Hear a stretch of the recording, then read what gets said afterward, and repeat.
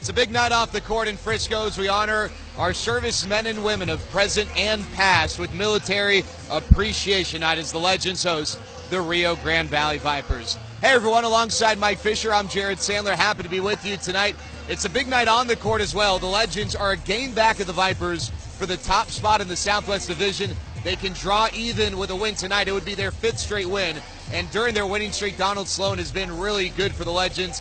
And he was at his best last night, Fish. 34 points on 9 of 10 shooting. But it's not just the shooting that he does so well. Yeah, in fact, he may not take 9 three-pointers tonight, 10 three-pointers tonight. I don't think he will. But he might do something well enough to give you this call my agent thing again. Now, the Vipers are without R.J. Hunter, their top scorer, but Isaiah Hartenstein in the post is a guy that could give the Legends some trouble tonight. He's a guy who plays really hard. Bob McKinnon really likes him. Well, and the Mavericks organization knows him. When Donnie Nelson last winter went over to watch Frank Ntilikina, remember that name, he also visited with Hartenstein.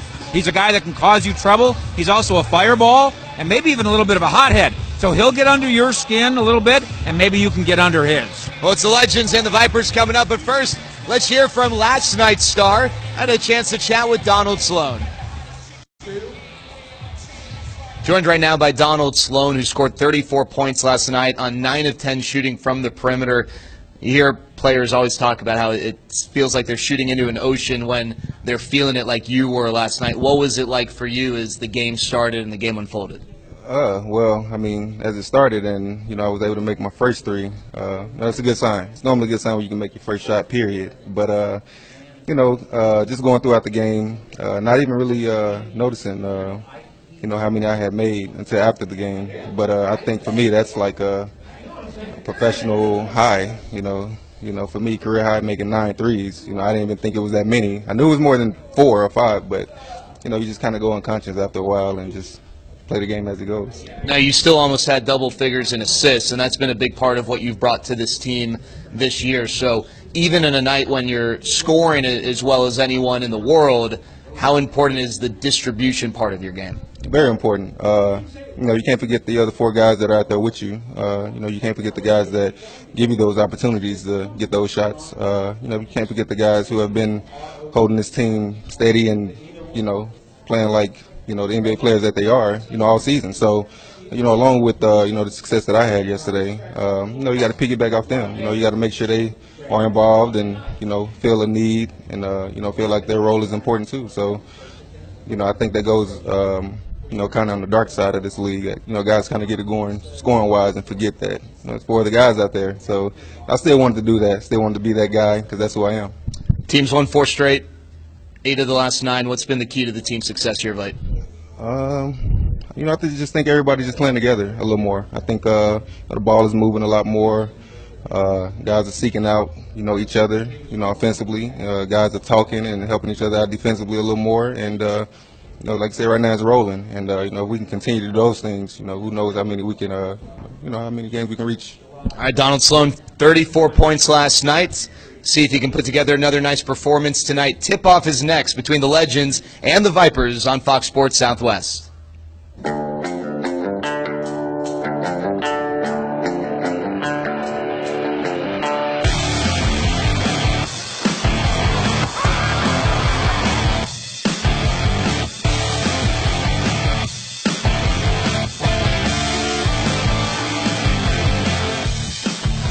Oh, big one tonight for the Texas Legends inside Dr. Pepper Arena alongside Mike Fisher, Jared Sandler. Excited to be with you tonight because the Legends have a chance to move into a first-place tie with the Rio Grande Valley Vipers. All they need to do is get their 5th straight win as they take on the Vipers tonight. And as we take a look at our Choctaw Casinos and Resorts starting lineups, it's a bit of a different look for the Vipers. We'll talk about that in a second. But Isaiah Hartenstein, the guy we talked about in the open, the man in the middle, a guy the Mavericks had their eye on last year. And for the Legends, Donald Sloan coming off his 34-point performance. But it's Wade Baldwin, his backcourt mate, who also helped carry the load, getting to the line 12 times last night. And, of course, the Twin Towers down low, Warney and Motley with Brandon Ashley doing all the little things at the forward position. And Fish, no R.J. Hunter tonight for the Vipers. Briante Weber's with the Rockets. Tony Roten's not with them tonight. It's going to be tough for a team with just a 3-man bench to maintain sole possession of that top spot, as you see right there. A very thin bench for the Vipers and a very thin margin now in the Southwest Division.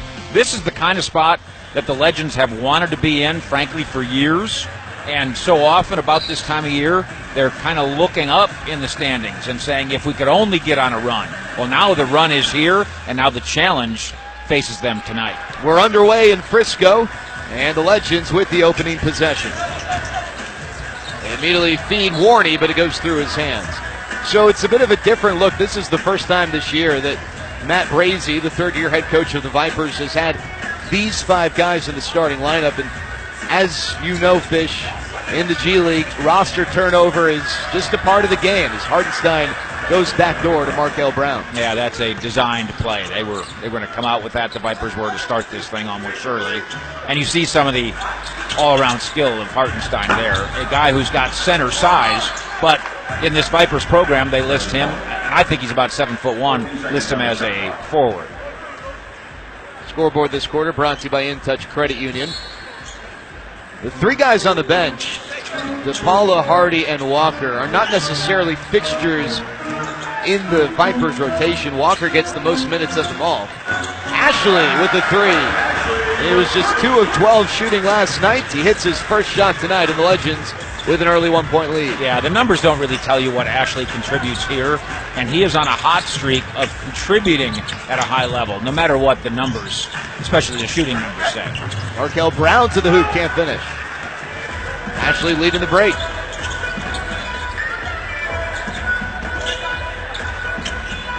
Motley with the extra pass, and Warney finishes off the window. That's the best 1-2 interior punch in developmental basketball. Those 2 guys, double-double machines, Warney and Motley. 2 of the best rebounders in the league, 2 of the best scoring bigs in the league. Sloan tries his first 3 tonight, and he picks up where he left off. Donald Sloan was 9 of 10 from the perimeter last night. He's 1 of 1 early on, and the Legends have scored 8 straight. Call my agent. Craig Victor tries to match, and he does. Victor's averaging just 7 minutes a game. He'll almost assuredly get more than that tonight with the Vipers playing with just 8 men. Hitting the deck, that's Shane Richards who comes away with the steal. Well, that's defensive smarts by the Vipers. They've seen film. And Richards hits the 3, and he can gun it from deep. Of the way that Motley has developed as a perimeter player. So he puts the ball on the floor, and here come 2 defenders. Really sharp. Baldwin finds an open Sloan. Bingo! Donald Sloan with 2 early 3s. Yeah, this is just the 5th quarter from last night for Sloan. You know, you saw that pregame interview when I made the comment, see if he can match his performance last night. He was kind of shaking his head. Well, he's off to a good start, not even 3 minutes in. Well, and in our conversation with Coach Bob McKinnon, they're not requiring him to make 9 3-pointers again. That's not really the job here. If you're a Mavericks fan, you'll recognize a lot of what the Legends do. And by the way, this is a basketball doubleheader tonight. We're on Fox Sports Southwest Plus, and then the Mavericks at Portland. So I was talking with Jonathan Motley, and I said, what are you doing tonight? And he said, I'm going to go home, downtown, uptown, get myself a Gatorade and watch Mavericks at Portland, same as the rest of us. Well, I wonder if Wade Baldwin's doing the same, because while Motley is a 2-way player with the Legends and the Mavericks, Baldwin's a 2-way player with the Legends and the Portland Trailblazers. Well, and I'm going to owe a Baldwin-related apology, because I went up to Bob McKinnon before the game. I said, so Baldwin's got that tape on his hand tonight. He's like, he's had it on his hand all year, Fisher. Warney hooks it home, and the Legends lead by 5. Hand surgery for Baldwin, one of the reasons that he's in the G League and on assignment here from Portland. Here's Markel Brown playing in his 2nd game with the Vipers, and he finger rolls it home. Brown was recently signed by the Rockets to a 2-way deal. Warney from Motley, and it's knocked away. He'll stay with the Legends. And look how that defense, they come to Motley now. They're not going to allow him wide open 23-footers or wide open 13-footers, as was the case last night in that blowout victory for Texas. Kevin Hardy enters the game for the first time, and Baldwin throws it away. Turnover gives it back to the Vipers. Now, the Vipers roster tonight isn't necessarily the most accurate reflection of their best, but it is worth noting that these are the two best offensive teams in the league, not just in points per game, but in offensive rating, which neutralizes pace vision. It measures how many points a team scores per 100 possessions. So in a 48-minute game, Team A might have more possessions than Team B based on the way they play. Offensive rating tries to equalize that. That was Hartenstein tying it up with a three. Sloan again, in and out. And there's a steal in the backcourt. Warney to Motley. Big to big, and the Legends retake the lead. Well, and your point about advanced stats as it relates to the Vipers, who of course are the Rockets' G League team, that's Daryl Morey's big push as the Houston GM. And they've used a lot of experimental concepts with the Vipers over the years and contended for championships almost every year now over the course of the last half-decade. Down low, Baldwin to Motley, and the big man can't finish. Vipers with a 1-point lead and the basketball. Three ball lined up. Victor can't hit, but a foul called on Warney. Closing out too strong, so Craig Victor will go to the line to shoot 3 free throws. Victor, a teammate of Keith Hornsby's at LSU. He's had an interesting journey. Victor started at Arizona, transferred to LSU, but didn't finish there because he was kicked off the team. And multiple violations of team rules, but Victor's found his way into the G League, averaging just over 2 points per game. And you're going to have some guys like Victor playing tonight for the Vipers Fish who don't have impressive numbers because, again, no Weber, no Roten, no R.J. Hunter. Monty Morris recently plucked away on a two-way deal. I asked Bob McKinnon before the game what the biggest difference is between this Vipers team and the Vipers team the Legends have played and lost to twice. And this is before we found out that R.J. Hunter wasn't going to be there, but he talked about point guard play. The Vipers have lost Breonte Weber and Monty Morris and Demetrius Jackson.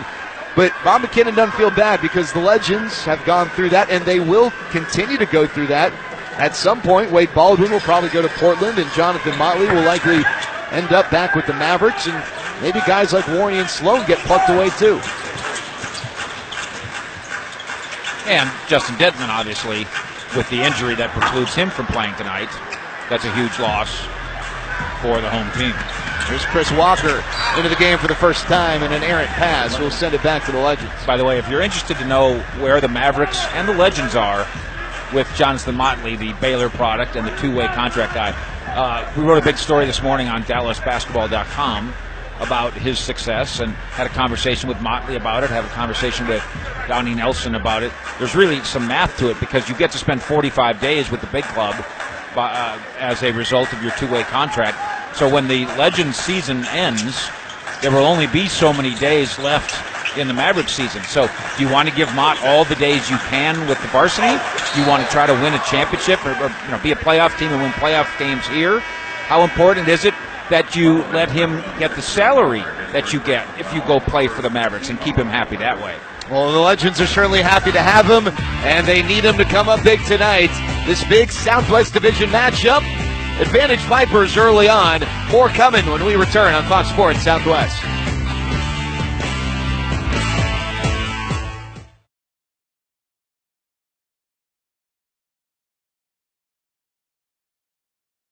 Here, in this league, we're not okay with strong. We go stronger. We don't settle for fast. We go faster. We don't want next. We want next level. Here, we go all out. Because we're all in. This is our league.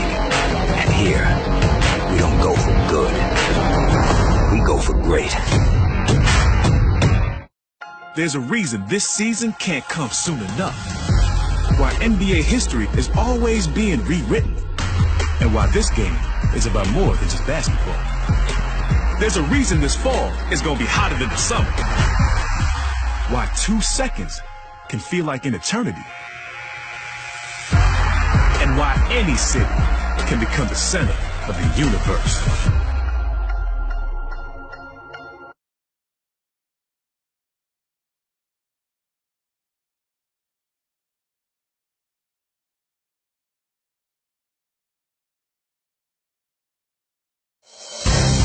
This Legends broadcast brought to you by Ewing Buick GMC Plano. More for less.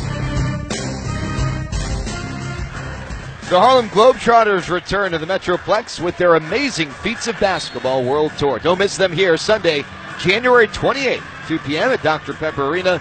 Get your tickets through Ticketmaster today. 18-15, the Vipers out to an early three-point lead against the Legends. And Jameel Warney will go to the free throw line. Fisher talking about Jonathan Motley's prospects as it relates to the Mavericks. Well, Jameel Warney's not necessarily tied directly to the Mavericks. He's got a whole NBA's worth of teams who could pluck him away. What are his prospects to make his NBA debut at some point this year? I think what gets in his way is when you go stand next to him, you realize he's not 6'9". What are they listing him at tonight? 6'9"-ish? And he's not. And so somebody in the NBA, some general manager, some coach, some scout, is going to have to bite the bullet and be the guy who says, okay, fine, he's 6'7". How much difference does it really make? Warney is an NBA player. He's certainly putting up the types of numbers that will open the eyes of scouts as Walker flies in with the second effort. Now, one of the issues is, a lot of times what happens is when I'm going to bring somebody up to the varsity or bring somebody up in a call-up of some sort to an NBA team, it's usually not so he can get playing time.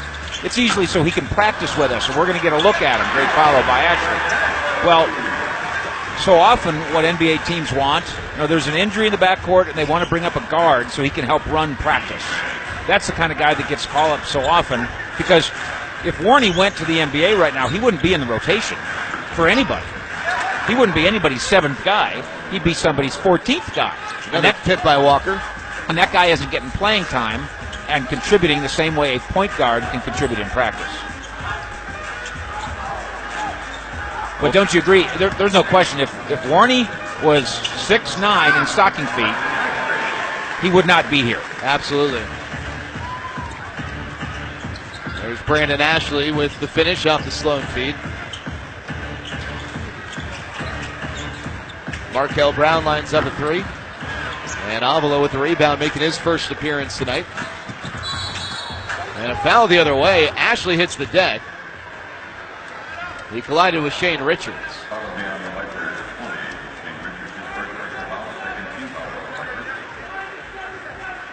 You hate to try to put a guy in a box, and the Charles Barkley comparisons are a little much for anybody. But as a wide body who can do a lot of things offensively, is a natural-born rebounder, and demonstrates great shooting touch. And, by the way, he's not a jerk. Teammates love him. Yeah. All those things work in his favor. Brandon Ashley hit that three. He's now 4 for 4 tonight after going just 2 for 12 last night. That three gave the Legends their lead back. Trying to add to it here. Ashley in the paint. Can't hit. I jinxed him. And there's a foul. They'll send it to the Vipers. And this is a league, Fish. We talk about it all the time. From top to bottom, it's about development. And we've seen Jameel Warney develop, certainly in his time with the Legends, which started last year. And Stephanie Odie had a chance to talk to the coaches about the importance of the G League. Yeah, Coach Z was telling me earlier, the G League is a better development platform than college even. You're not a kid anymore. If this is your job, you set your own hours, for shoot-around, to eat, your meals. It's important to get that mental game so that you can have the independence to develop into an NBA player. That's the edge that gets you up there, guys. Well, yeah, and that's an excellent point, because your whole life, certainly football players, basketball players, baseball players, if you're seen as somebody special at age 8, you see this all the time in baseball. The next thing you know, you have coaches, not just parents, you have coaches telling you, okay, we're having breakfast over there, then we're meeting over there, and the bus leaves at 3:15, and your whole life is structured that way. Now you come here and you're a professional basketball player, and you have to make some decisions for yourself, and hopefully you make some right decisions. You mentioned Jared Sandler earlier, Vipers player, and he got kicked off the team, and he had a little trouble here. This is second chance Valley Ranch here for all kinds of guys who have talent and need to reprove to somebody that they have more than just talent. And we've got a jump ball. Moments ago, Markel Brown left. It appeared that he slipped on the court and was in some level of discomfort. I hate to say he hyperextended something, but was certainly in some level of discomfort. And again, it's relevant because he's a quality player, someone they're going to rely on tonight. But as we talked about, this is just an 8-player team tonight. The Vipers are playing with just 3 on the bench, and if Brown's unable to go, that becomes just 2 on the bench. Well, he's having an exchange there with the fellas. One of the fellas probably involved in training staff stuff. Warney can't float it home from the free throw line.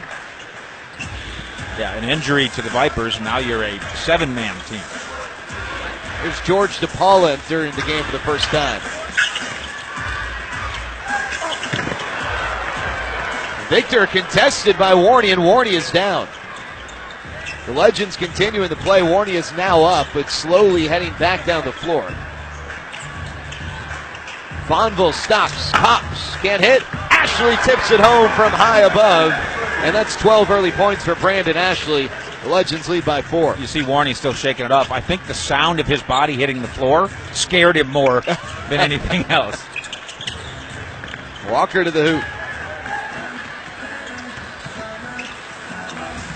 Fonville tries a 3, but there's a whistle in the paint. Yeah, JJ, in trying to handle the ball and distribute, plowed into a defender, and it's why, you've heard me say this for now 5 years, get the ball to a guard. With all due respect to JJ's ability, obviously, to handle and run and distribute, get the ball to a guard. Avila last night was big off the bench for the Legends, scoring 17 points in 18 minutes. He was hot from deep. Really, everyone was, Fish. The Legends scored 146 points in their win over the Grand Rapids Drive. That's a season high. It was clicking on all cylinders for them last night. Well, they also use a little full court press once in a while, and Bob McKinnon's going to draw something up right now and put chess pieces in place. Here comes full court pressure against the Vipers. And one of the reasons I think this is so wise, if they only have 8 or 7 guys, I'm going to wear them out with pressure. Every time they bring the ball up the court, I'm going to make them have to work it just a little bit. Walker charges to the hoop. He's able to finish with the foul. Walker out of Florida with 6 early points off the bench in just 4 minutes, and he'll have a chance to make it 7 at the free throw line, where this season Chris Walker's shooting 64%. And Jonathan Motley will return. Jameel Warney will get a breather. Warney exits with 6 points in his first 9 minutes. Maybe head down to the end there and make sure you're okay after what was a nasty sounding fall.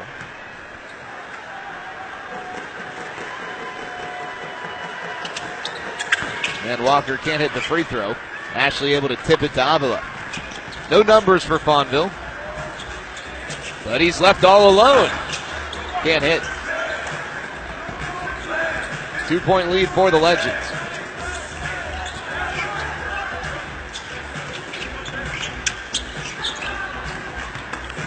Julian Lewis floats it. Walker puts it back. Yeah, Walker is a bundle of energy right now. And that's what he does. While he was at Florida, about a third of his baskets were above the rim. They were dunks. And he'll clean up the trash and he'll finish around the rim. Ashley stepped out of bounds. And we are going to step aside. We are all square at 26. Big Southwest Division showdown. Legends and the Vipers here in Frisco.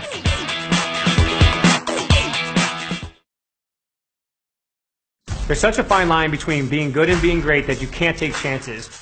The work you put in on the court, the work you put in the weight room, what you eat, what you drink, you have to be ready. That's got to be quicker.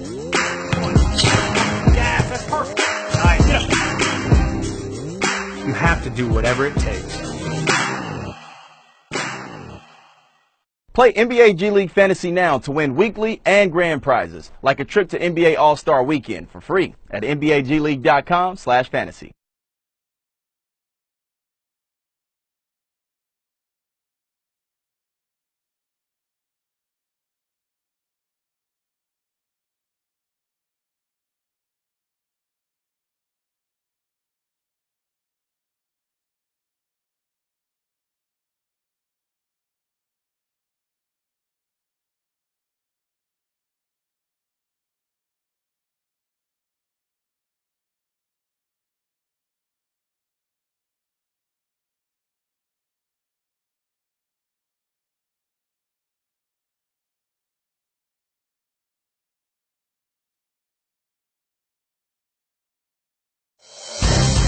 This Legends broadcast brought to you by Hotel Indigo.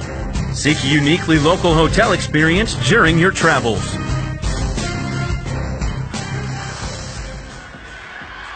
Well, we're tied at 26 with 2:39 to go in the first quarter. It is Military Appreciation Night by One Name American Fallen Soldiers Project Night presented by Swipe It. Take a look at tonight's jersey, certainly patriotic. You got a little red, you got the white, you got the blue, you got the stars and the stripes. And you have the Legends tradition of a corporate sponsor pairing with a charitable goodness. And Swipe It involved, and they are a proud sponsor of the Texas Legends. A great relationship, of course, between the Legends and this Frisco community. And KVGI Radio, the radio home of the Texas Legends. Nick Nepic on the call for every Legends home game. Also a sponsor tonight. Nick Nepic, also of 105.3 The Fan. Epic Nepic, I call him. No, you don't. I don't think he likes it. I don't think you've ever called him that, have you? I'm just stopping it. I called him Nip Neckick once. That doesn't work very well now. And that's Kevin Hardy finishing with the left. So the Vipers get the lead. There have already been 4 lead changes here in the opening quarter.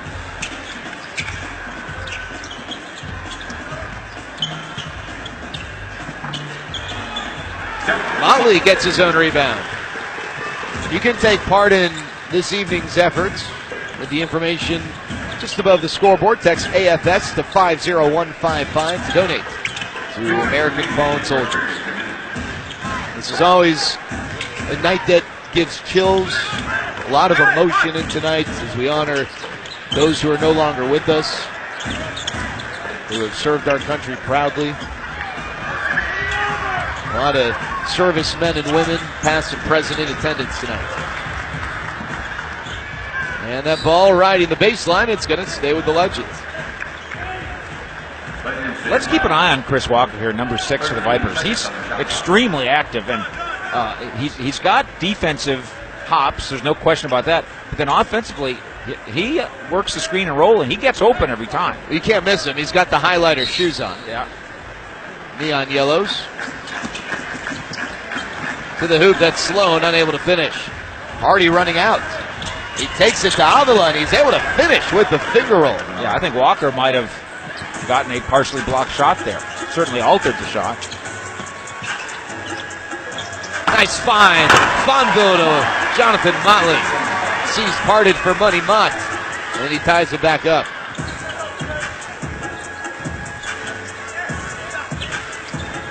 Julian Lewis gets a screen from Walker.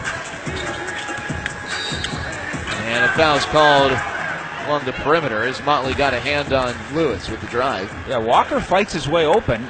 He just doesn't get fed the ball. Vipers are missing the boat there.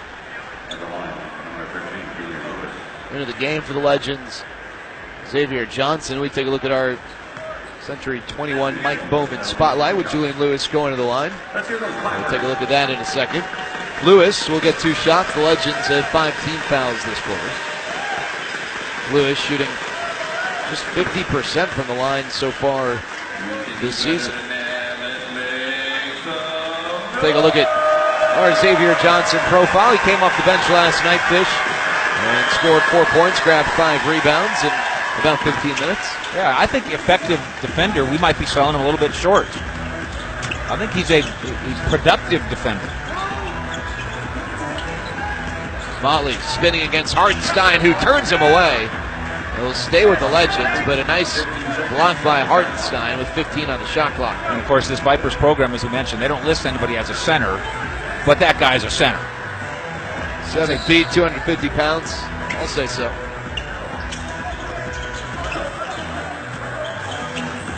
Sloan feeds Avila for 3. Hardy goes high for the rebound. He's taking advantage of more playing time than he's used to. 4 points, 2 boards, 2 assists for Kevin Hardy, who typically gets just 9 minutes a game. DePaula, who barely plays, strokes a 3. He plays just 3 minutes a game, but George DePaula with some early run. Sloan off the window. Again, if you're just joining us, the Vipers playing with just 8 men tonight, and one of those 8, Markel Brown, tweaked a leg injury earlier, and we haven't seen him since. Not sure that he's out for the game by any means, but he hasn't returned to the floor. 4-second difference, game clock to shot clock. Paula tries to cross over Johnson, who pokes it away. One on the shot clock, and it's going to expire. And good defense there by Xavier Johnson. Productive defense. Change that graphic. Productive defender. We'll give the Legends an opportunity at another possession here in the first quarter. Paula going to apply at least token pressure to make sure Avila inbounds it right to Sloan. Sloan's going to run and gun. There he is, 2 seconds. He gets it off in time, and he's able to drop it home. Well, a nice end of the first quarter for the Legends, but it's the Vipers who have the advantage in a big Southwest Division matchup. The Vipers lead by 1 through 12 minutes, but can their short bench hold up? Second quarter coming up next.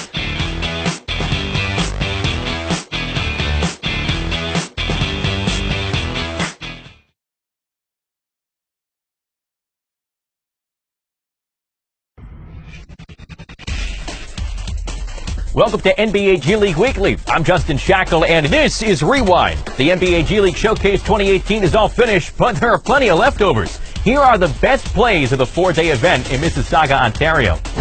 Michael Bryson of the Iowa Wolves got things started on day 1 with a one-man aerial circus.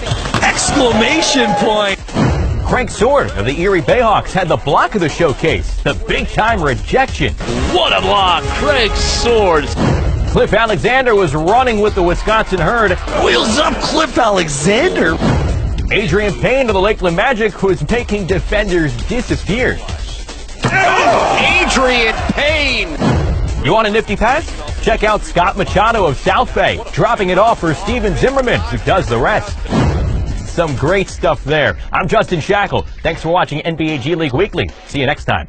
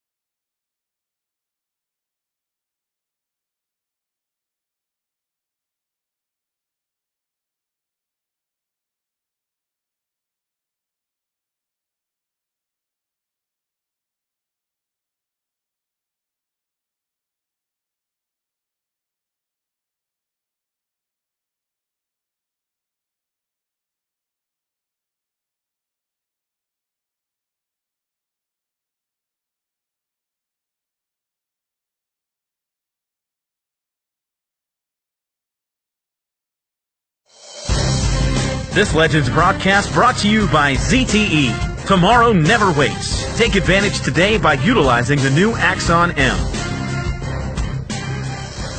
Donald Sloan closed out the first quarter with the buckets. We take a look at his final possession. I think the original idea was Donald Sloan might throw one up from 40, but nobody stopped the ball, so he threw one up from 4. The Legends trail the Vipers by 1 as we get the second quarter underway. Sloan, Motley, and Warney. And then off the bench, Johnson and Prince Williams making his first appearance tonight. Starting things off with the Legends. That's Shane Richards missing a 3. And Motley leading the charge down the floor. The big man takes it coast to coast. And there's a foul. Like I always say, don't give it to a guard.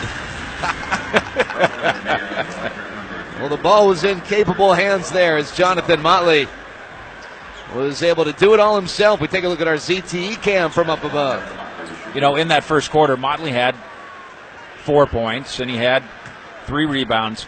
But I thought the Vipers did a great job. First of all, when he had the ball outside, defenders collapsing on him, and if you put the ball on the floor, they went after the ball. And then on screen and rolls, they stuck with him and sometimes double-teamed him down low. So a good way for him to break out is keep it and go about 80 feet. Scoreboard this quarter brought to you by ZTE. Hartenstein fouled by Motley, who thought he went straight up. But Motley called for his 3rd personal foul. We'll send Isaiah Hartenstein to the line. Meanwhile, Markel Brown on the floor to start the second quarter. So it appears that whatever sort of leg injury he suffered in the first quarter is okay enough for him to keep playing, and the Vipers need it. If you're just joining us, no Briante Weber, no Tony Roten, no RJ Hunter, and hey, no Cleanthony Early as well. He's over on the bench in street clothes. Monty Morris was recently plucked away on a 10-day deal, so some of their most capable players aren't in action, and the Vipers are rolling with just an 8-man roster tonight. And they are also involved in a rare losing streak. I think that franchise won 13 straight earlier this year, and now they've lost a couple in a row. They're not used to that. The Vipers started the season 0-3, played 10 of their next 13 on the road, won all of them. Johnson loses it, and the turnover gives it back to the Vipers. So the Vipers enter play tonight 10-3 on the road. They haven't won a road game since that 13-game win streak, but they have shown that they can get the job done on the road. And the Vipers this year have played the Legends twice, and they've won both of those games. Last time these two teams met, December 21st.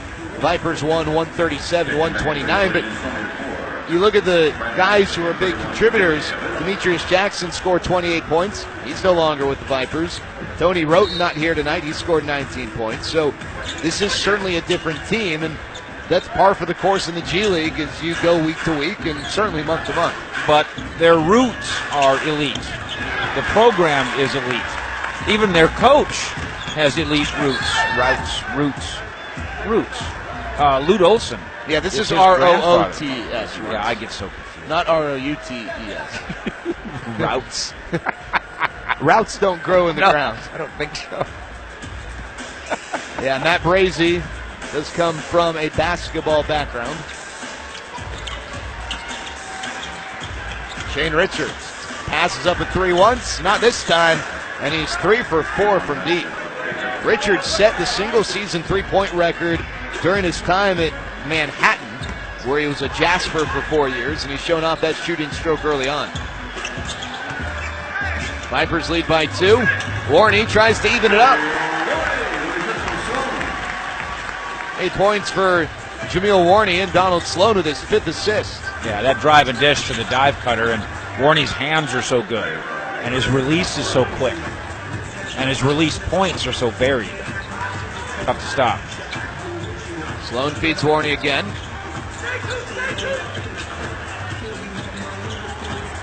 Sloan with the jumper. He's got 12 points. Tied for the scoring lead with Brandon Ashley. Yeah, Sloan and Warney now have the Vipers in kind of a popcorn popper. They don't know which way to turn on the screen and roll.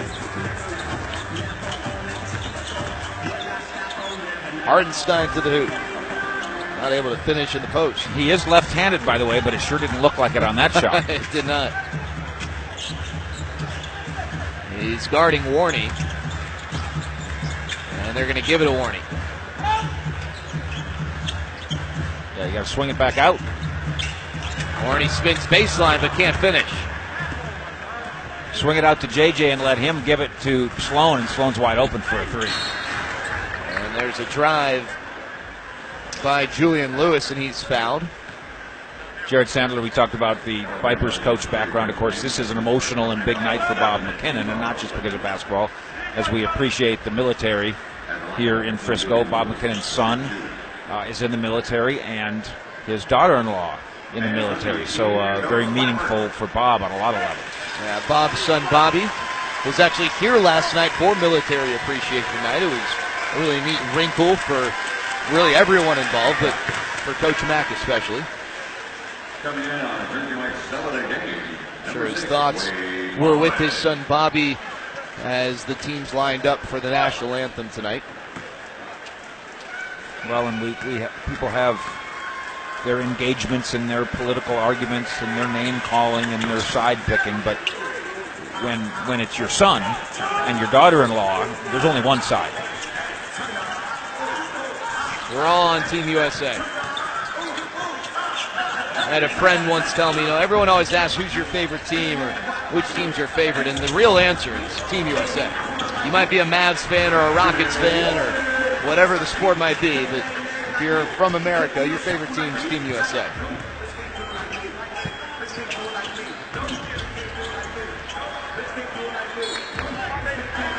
And that last bucket is from a guy who played for Team USA, Jameel Warney, who about a month ago was named USA Basketball's Male Athlete of the Year. A tremendous honor, something that he now shares with guys like Carmelo Anthony and LeBron James, Kevin Durant.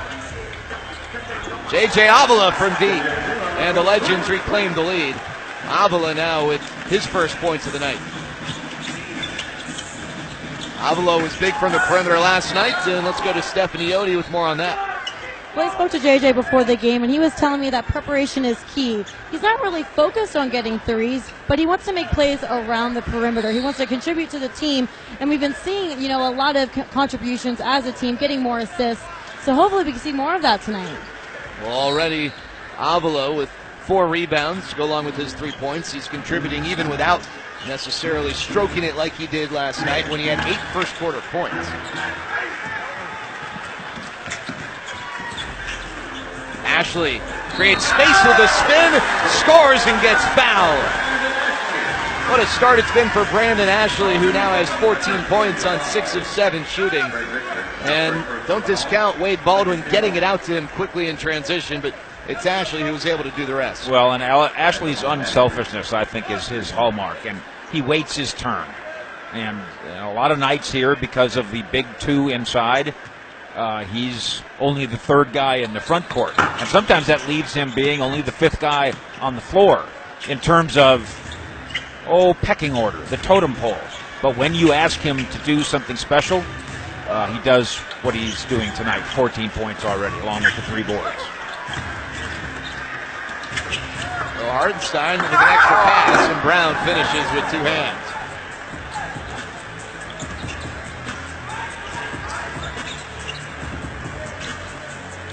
Down the lane, Sloan, the scoop and the score. Wow.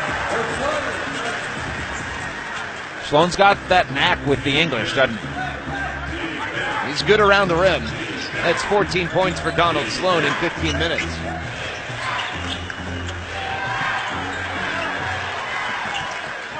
Baldwin fouled in the backcourt by Hartenstein. And with 7:17 left in the second quarter, the Legends trying to add to their 5-point lead. Sloan comes up a little hitch in his giddy up, trying to walk it off.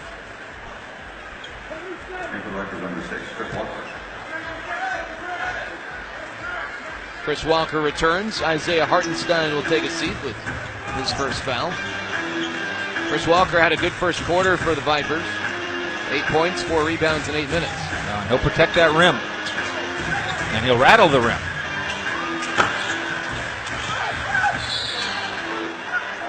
Loose ball will go to the Vipers. Warney kept Brandon Walker. Ashley called for the foul. Excuse me. Warney tried to keep Walker from getting to that rebound and did a good job pinning him down, but the ball caromed the other way. Or should we all take a serious look at it? Are we going to have a review? Looks like we might.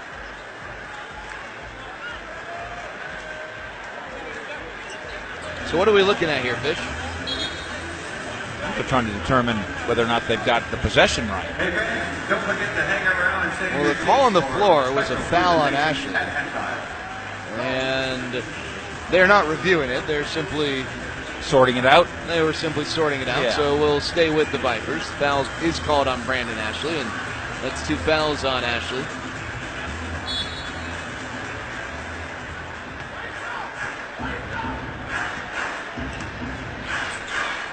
Vipers trail by 5. The Legends' largest lead tonight, 6. Walker to Richards. Can't leave this guy open, but he misses. And Warney's able to come away with the rebound. That's just the first miss tonight for Richards.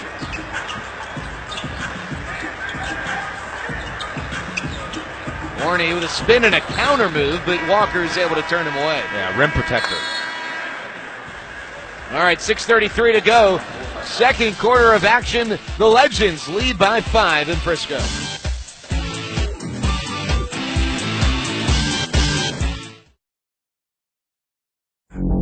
this league, we're not okay with strong. We go stronger. We don't settle for fast. We go faster. We don't want next. We want next level. Here, we go all out. Because we're all in. This is our league. And here, we don't go for good. We go for great. There's a reason this season can't come soon enough. Why NBA history is always being rewritten. And why this game is about more than just basketball. There's a reason this fall is going to be hotter than the summer. Why 2 seconds can feel like an eternity. And why any city can become the center of the universe.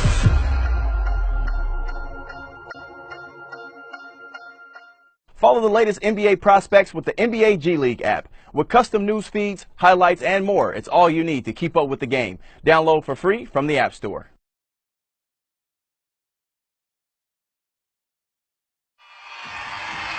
There's our Southern Star Event Zone. A little slam dunk action. Take a page out of Jonathan Motley's book or Chris Walker's book. We got the gorilla over there as well. The gorilla manning the Forbidden Temple, as you see at the top of your screen. Nice day, nice weather day here in North Texas. And so tonight, look at all the folks. Great crowd, sold out crowd here inside Dr. Pepper Arena tonight. What a great family atmosphere here, as always. And also, it's fun to come here with the fellas and grab a coldie, get some fellowship. As our man Gavin Dawson, a colleague at 105.3 The Fan, likes to say.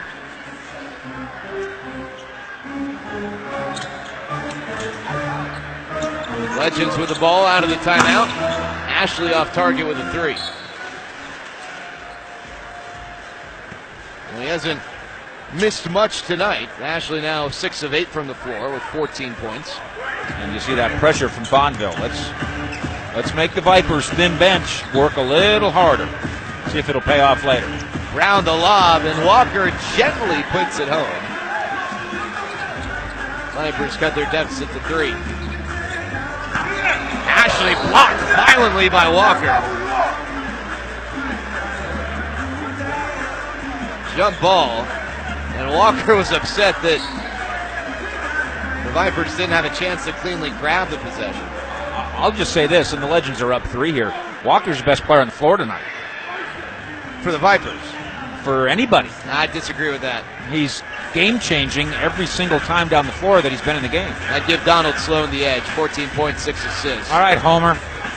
I just think the guy's been better. I think Chris Walker's been the best player for the Vipers. 10 points, 4 rebounds, 8 minutes. Ashley goes right by Walker and lays it in, and you can make a case Brandon Ashley's been the best player on the floor. He leads all scorers with 16 points. Well, the fact that Walker gave up that bucket, you win. Well, that's a very Twitter thing to do, use one small example to form an absolute opinion. But seriously, I don't know that any of us came into this saying, watch out for Chris Walker. He's going to be a dominant Viper, but he has been that. Bonneville lobs up a 3. Baldwin will try one from deep. He's struggled from deep this year. He's shooting just 23%. He's done so many things well. The perimeter shooting, not there yet. Brown curls to the hoop. He's been good with the penetration tonight. Markel Brown with the bucket, and he's now into double figures with 10 points on 5 of 9 shooting. If you're the Legends, you certainly hope that you can wear down the Vipers, but hope isn't a plan. You've got to actually execute well enough to do it. Avila off the mark with the 3. Lewis bursts down the floor, and he's fouled by Avila. So he'll go to the line to shoot 2 free throws. You like when guards get rebounds because they can do things like that. Lewis with a couple of rebounds tonight. All 4 of his points coming from the free throw line, and he's got 2 more free throws coming. Lewis out of Lamarck, Texas. Started his college career at the University of Texas, but then transferred and finished his college career at Fresno State. and it was big at Fresno State when they upset 3-seed Utah in the NCAA tournament a few years back. He scored 14 points off the bench.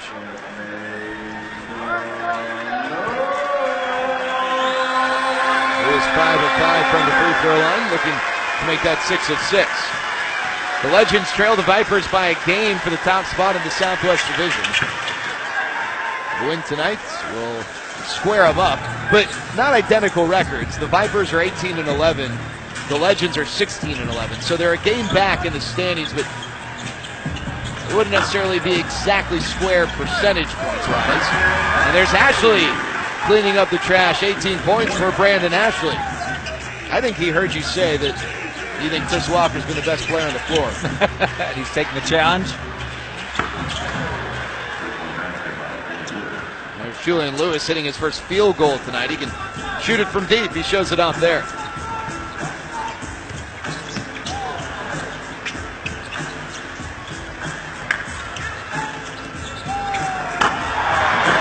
Mr. Ashley doing it again, Fish.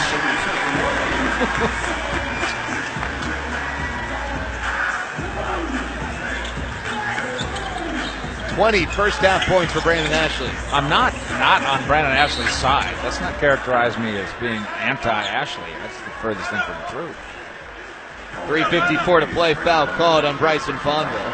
I've championed him here for a couple years as the subtle influence in so many ways. And I asked Bob McKinnon about that before the game, Fish, because we talked about it last night. Brandon Ashley was 2 of 12 from the floor, but I asked Coach Mack, I say, no, I know he didn't shoot well, but is it crazy to think that he actually played really well? And he said, no, not at all. Some nights you make shots, other nights you don't. But what's been consistent about Brandon Ashley, that the total package, all the other things have been there. He's playing really good basketball right now, and tonight the shots are going in.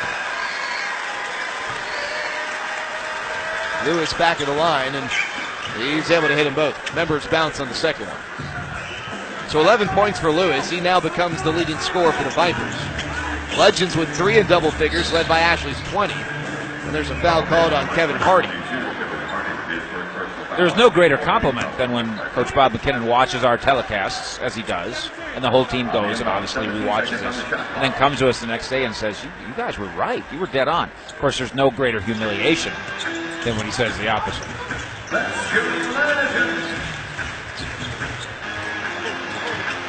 Fonville feeds Warney. Legends retake the lead. Fish, if the Legends win tonight, they would technically be percentage points ahead of the Vipers, in case you were wondering. Well, Legends fans know this, but this is the kind of game that for the last half a decade or so, in this situation, at this time of year, against this team, that you don't win. And you have high expectations, and you think you're almost there, and then the Vipers beat you again. So to get this one on the W side would be monumental in so many ways, not just in the standings. Legends nursing a 2-point lead. No teams led by more than 6. Hartenstein blocked by Ashley. Baldwin, unable to finish, doesn't get a call.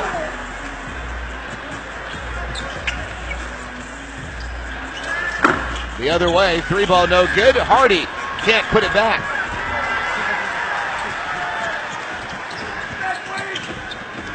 Warney lays it in, and the Legends lead by 4.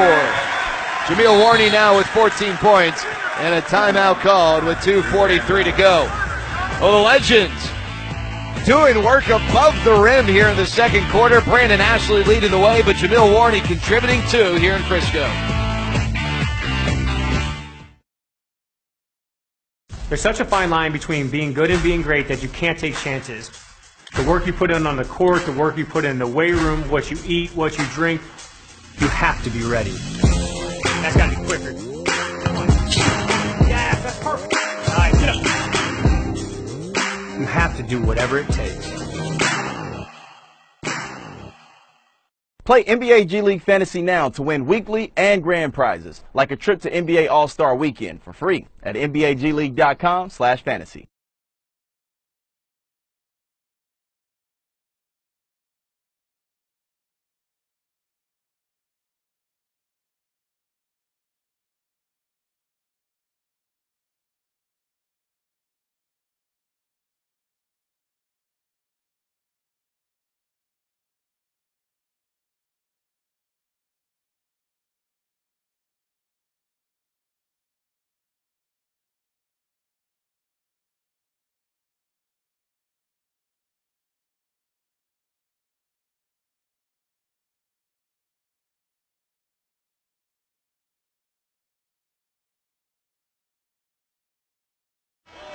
Well, the Legends are in the middle of a big 5-game homestand, and they're also in the middle of a 4-game winning streak. They can continue that with a win tonight, and they stay at home. A few more are part of this homestand. You see Reno and Sioux Falls next week, and then the Legends will return home in early February. Well, come get some. These are wildly affordable tickets, and you will have a ball. Now, hopefully at some point over the course of the next 5 home games, Keith Hornsby will be back in action, nursing a shoulder injury. The Legends have certainly missed him. He was playing so well, and right now he joins Stephanie Odie.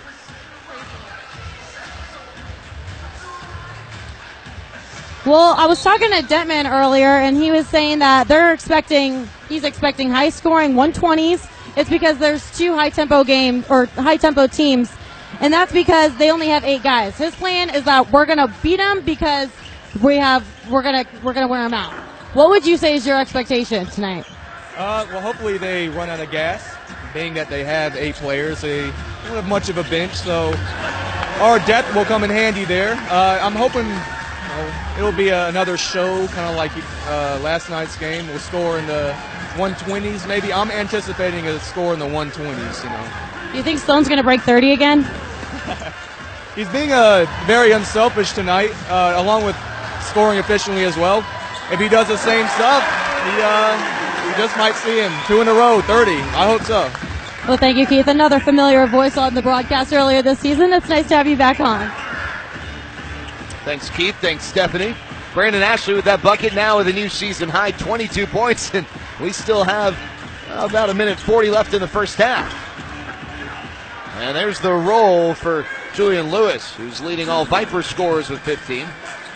Legends lead at 4. Feeding Warney down low.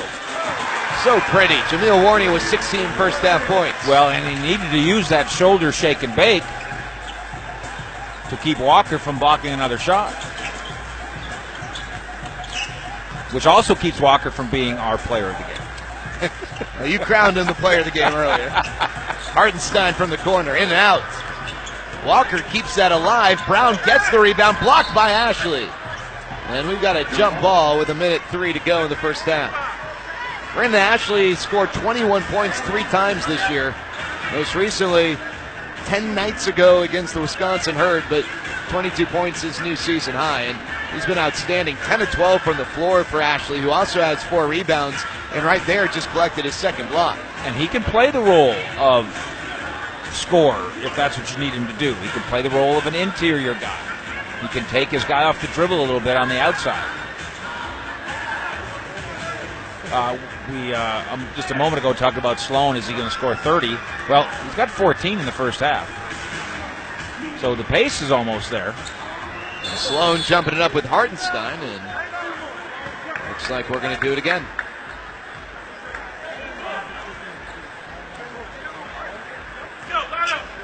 Or we're not going to do it again. There's a foul called.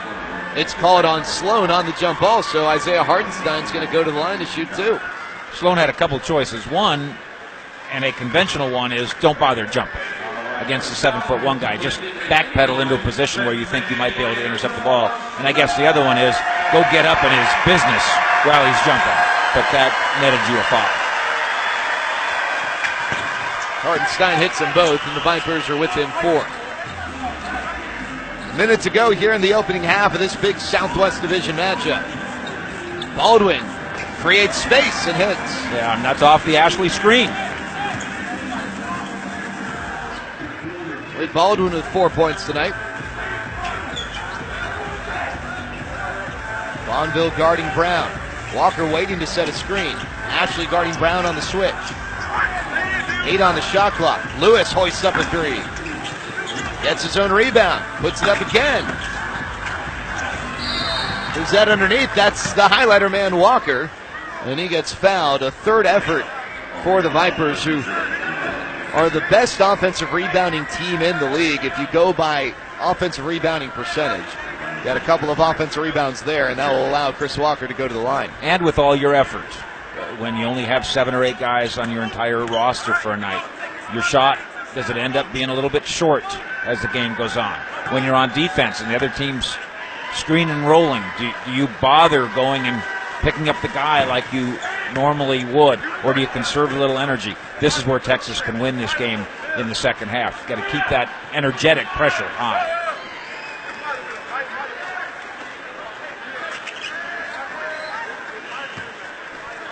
You could also morph this into a little bit more of a running game if you wanted to, a fast-paced game if you wanted to. And just as I say that, I'm not ignoring the fact that the score is 68-63. There's been plenty of pace.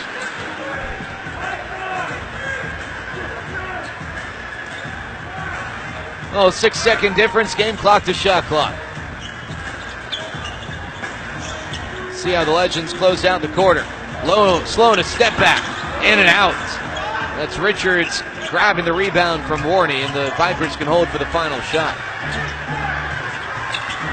Brown slips. 1 second left. Richards guarded by Baldwin. Not sure if it's off in time, but it doesn't matter because it doesn't drop. And that ends the first half. Oh, this is a big ball game, and the Legends come out strong. They lead by 5, led by 22 from Brandon Ashley. We got a special halftime show coming up for you next here on Fox Sports Southwest.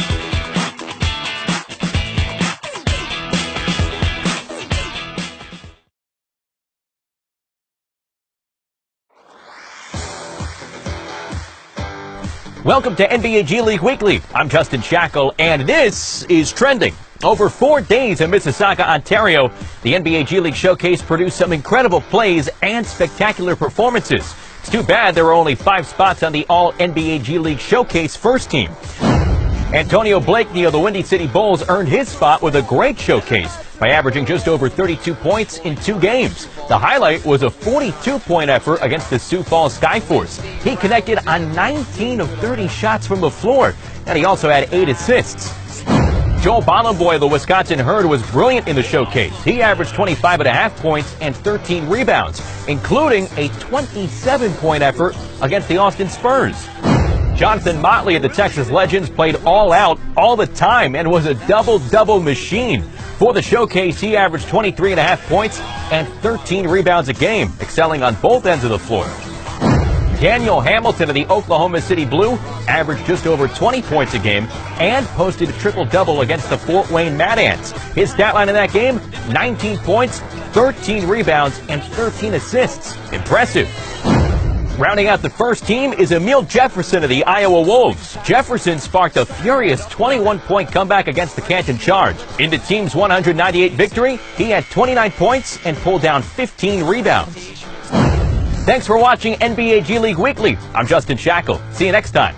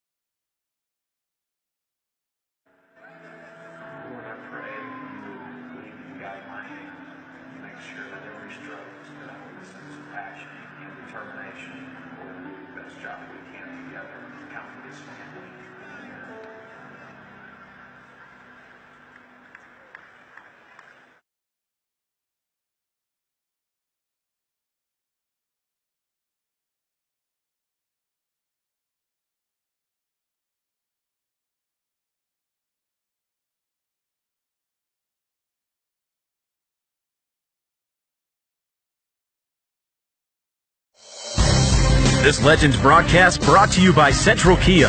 Come see the all-new 2018 Kias at Central Kia of Plano.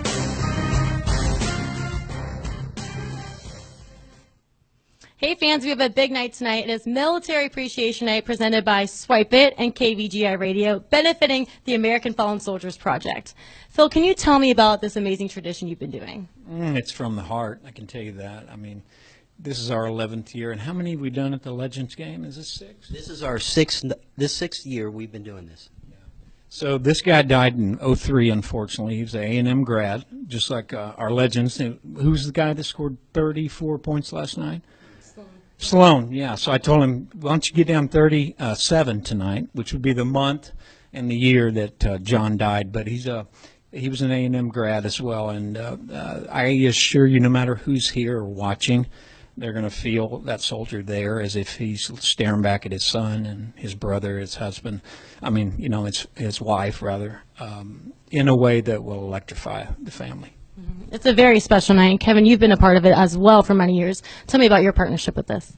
Well, you know, the American Fallen Soldiers Project, as chairman of that organization, we're trying to bring honor to these families, and I just am so excited to be here tonight to honor Jessica and Justin, the mother and, the wife and the son of Jonathan. You know, Jonathan had the ultimate sacrifice, and Phil's going to paint, and he did paint with his unbelievable hand strokes and the way he does it, and it's going to bring some emotion to the people that are here, and there's going to be a dry eye. It's an amazing night. I love being a part of it. It's the 6th year for me, and it's just always fantastic.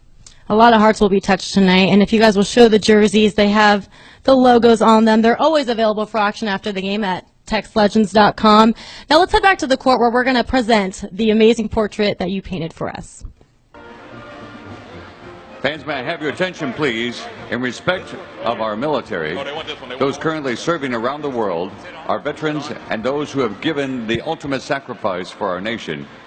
We would like you to join us in this special presentation by Phil Taylor and the American Fallen Soldiers Project in honor of Army Lieutenant Jonathan Rozier, who was killed in action on July 19th, 2003, while serving in Iraq.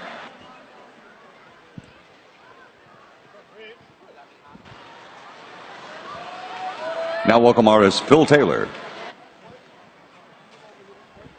Check, check.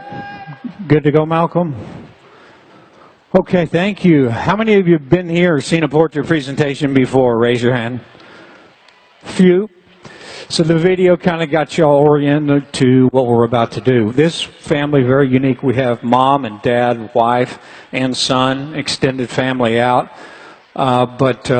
This soldier was brought to us through one of our board members who saw him on CBS News, and a story about a father's car, his car, now restored for his son, which is a beautiful story. But let's give the Rozier family a big hand. I know they were introduced earlier, but if you guys don't mind.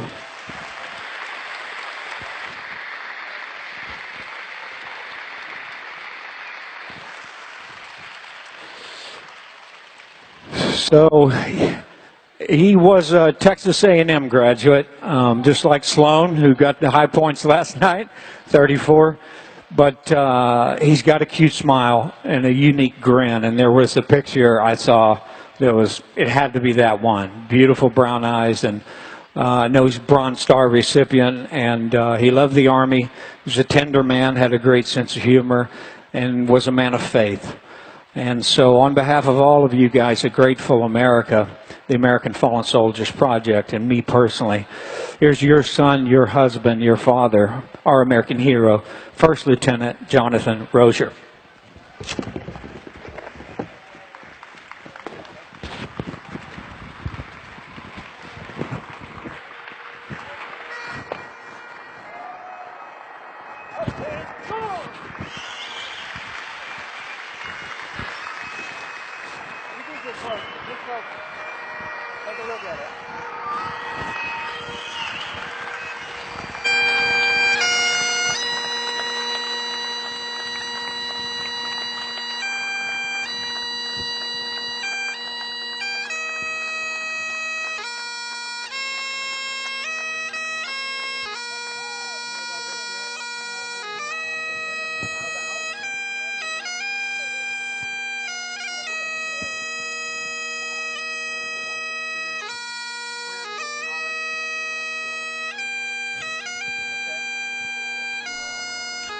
Emotional evening here in Frisco. We'll continue with the halftime show next here on Fox Sports Southwest.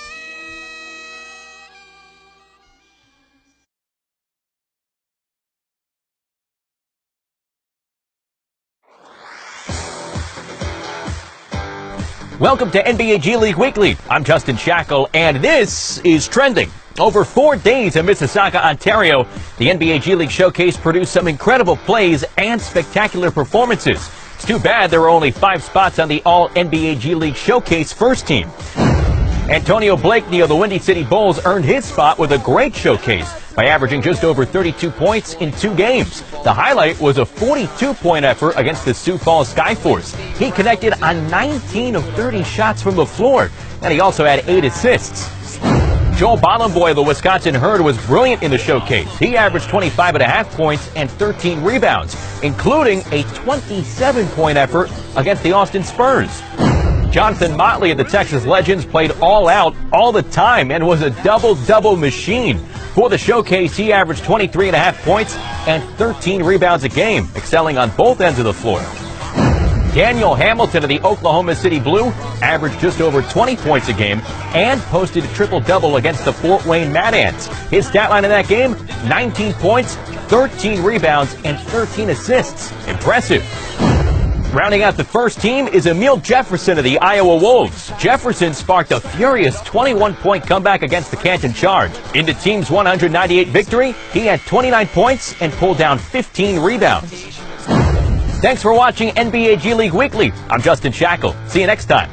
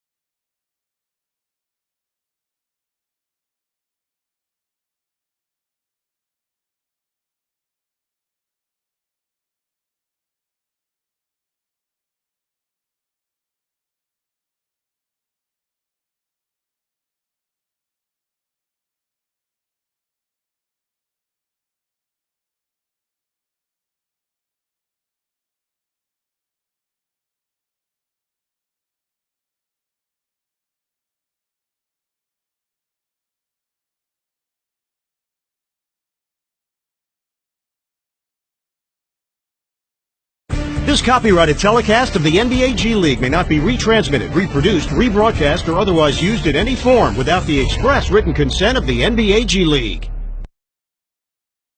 Well, a really emotional evening here in Frisco, currently honoring the life of fallen soldier Jonathan Rozier, and this is Military Appreciation Night, and it's so many things involving the military, Fish. And, you know, we've talked about how this is a big game for the Legends tonight and the Vipers, but this halftime presentation, the pregame presentation, really puts it all in perspective. It's so minute compared to, you know, what goes on outside of not just this building, but any gym, any playing field in the country or around the world. And before we talk about the first half, you know, I think on behalf of both of us, just another thank you for what soldiers past and present have done for our country. Well, and I would offer this note that there's so many young people, so many kids that come to Legends games, that this may be their first introduction to what this part of being an American means. And that's yet another chapter in what the Texas Legends do for this community, Frisco and North Texas and beyond.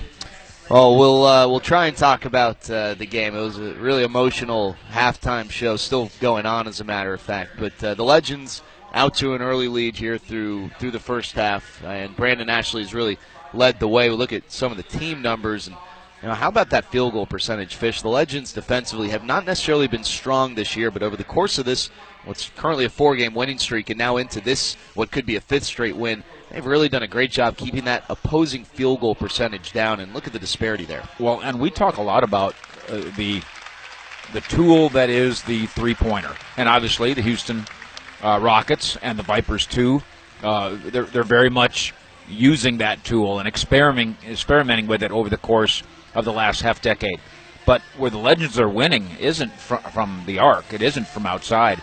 It's layups, and it's points in the paint, and it's using their two dominant interior players, best 1-2 punch in the G League, to beat you inside with guys like Warney. And the points in the paint, 22 points from Ashley, not all in the paint, a lot of them in the paint. Jameel Warney with 16 points. Jonathan Motley with 9 points, a little bit below his normal pace, but the Legends getting contributions from so many, and we can't forget Donald Sloan already with 14. Now, for the Vipers, they've gotten some nice shooting from deep by a guy like Shane Richards right there, but they've gotten a lot of work down low from Chris Walker, a guy who we found out that you like a lot.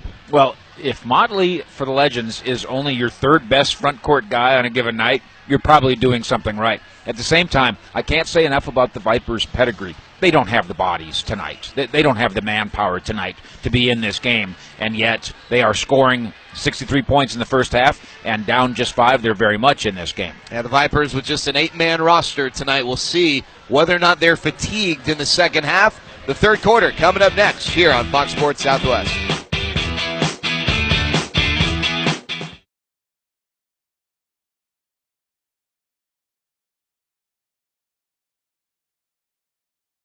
There's such a fine line between being good and being great that you can't take chances. The work you put in on the court, the work you put in the weight room, what you eat, what you drink, you have to be ready. That got me quicker. Yes, that's perfect. Nice. Get up. You have to do whatever it takes. Play NBA G League Fantasy now to win weekly and grand prizes, like a trip to NBA All-Star Weekend for free at NBAGleague.com/fantasy. Welcome to NBA G League Weekly. I'm Justin Shackle, and this is Rewind. The NBA G League Showcase 2018 is all finished, but there are plenty of leftovers. Here are the best plays of the 4-day event in Mississauga, Ontario. Michael Bryson of the Iowa Wolves got things started on day one with a one-man aerial circus. Exclamation point! Craig Sword of the Erie Bayhawks had the block of the showcase, the big-time rejection. What a block! Craig Sword! Cliff Alexander was running with the Wisconsin Herd. Wheels up, Cliff Alexander! Adrian Payne of the Lakeland Magic was making defenders disappear. Adrian Payne! You want a nifty pass? Check out Scott Machado of South Bay, dropping it off for Steven Zimmerman, who does the rest. Some great stuff there. I'm Justin Shackle. Thanks for watching NBA G League Weekly. See you next time.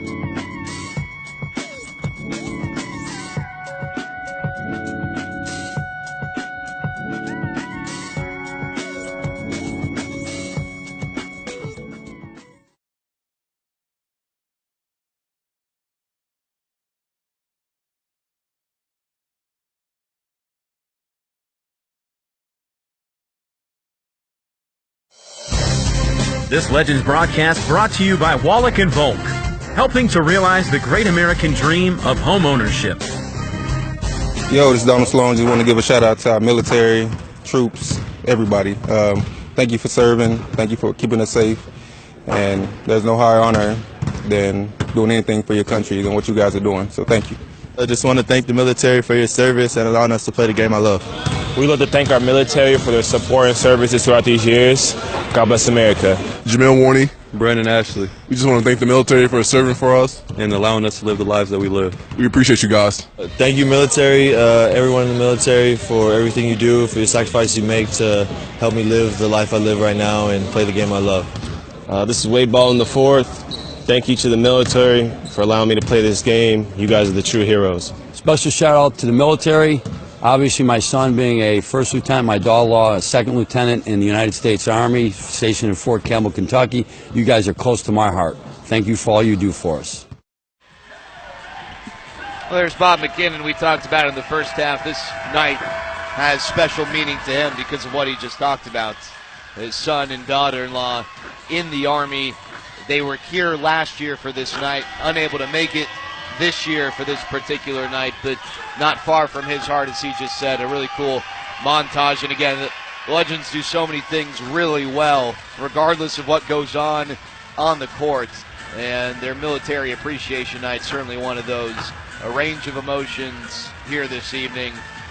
And again, as we mentioned minutes ago, a true reminder of what this is really all about. And I thought it was great, Fish, that the players thanked the military for allowing them not only to live the life they live, but you heard some of them say allowing them to play the game they love to play, and whether it's basketball or baseball or football or chess or checkers or cooking, whatever it might be, we wouldn't be able to do it with the freedom in which we do it without our troops. And we both thank them for all that they do, and thank those who no longer serve but did serve for everything that they did. Well, I'm impressed with those young men expressing that sentiment, and we're very proud, of course, Jared Sandler and yours truly, Mike Fisher, to be just a tiny part of bringing you part of that halftime, because it was impressive and emotional in every way. Here come the two teams for the second half with the home team Legends, a 5-point lead, and there was just the tiniest screw-up when the Vipers came out for their second half warm-up. They didn't have a ball rack. Somebody forgot the basketballs. Well, we have a basketball ready to go now. Yeah, all they need is one now. There's one of our officials this evening, Kelly Broomfield, and we are underway in the second half with the Legends leading the Vipers by 5. Vipers with a short bench. No Weber, no Roten, no Hunter, no Morris, no Early. They've got to eat, and we'll see whether they can hold up here in the second half. Especially when you consider not only do they have 8, but they've got some guys getting minutes far greater than what they're used to because of the fact that the guys who typically get those minutes are here. Well, and the Vipers are missing all kinds of recognizable names. Tony Roten is a good example of somebody, NBA guy, a legend for a time last year, an old grit and grind guy in Memphis, and that kind of body would be very useful tonight, but they are short of bodies, the Vipers are. The Vipers lost Tony Roten last night to a foot injury. Baldwin hits from deep. That was in a game against the South Bay Lakers, a game in which the Vipers allowed 40 fourth quarter points and fell by 3. Maybe got worn down in that game. Perhaps. Round underneath. Shot altered, and there's Sloan with the steal. Baldwin running with them, but Sloan fouled before he could give it up. Sloan in the first half, 14 points, and he had 7 assists. He now has 8 assists. Legends have extended their lead to a game-high 8 points. 22 seconds on the shot clock.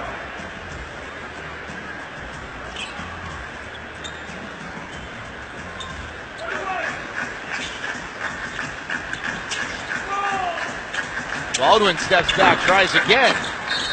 And we talked about it in the first half. Wade Baldwin has struggled from the perimeter this year, but Bob McKinnon was really complimentary of him before yesterday's game, talking about how he's really putting in all the work he needs to put in to improve his shooting. It's not saying that's going to happen overnight, and for a lot of players, it doesn't happen within a season. It's typically going to pay off dividends that next year, but he's doing everything he needs to do, putting in the extra work. Now, having said all that, Coach Mack was really dissatisfied with that offensive set.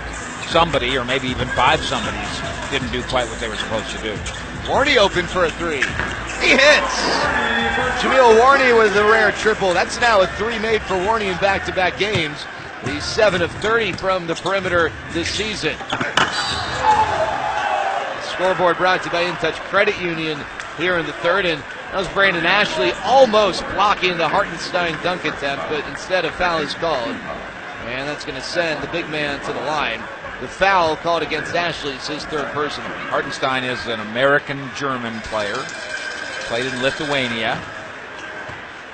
And the Mavericks knew him very well going into last year's draft. Donnie Nelson, of course, as he just did recently, just got back from Europe. Obviously goes and spends a lot of time overseas. And Hartenstein, along with Frank Ntilikina and a handful of other guys, pinpointed by Nelson and the Mavericks last winter. Lewis had a good first half. Unable to hit.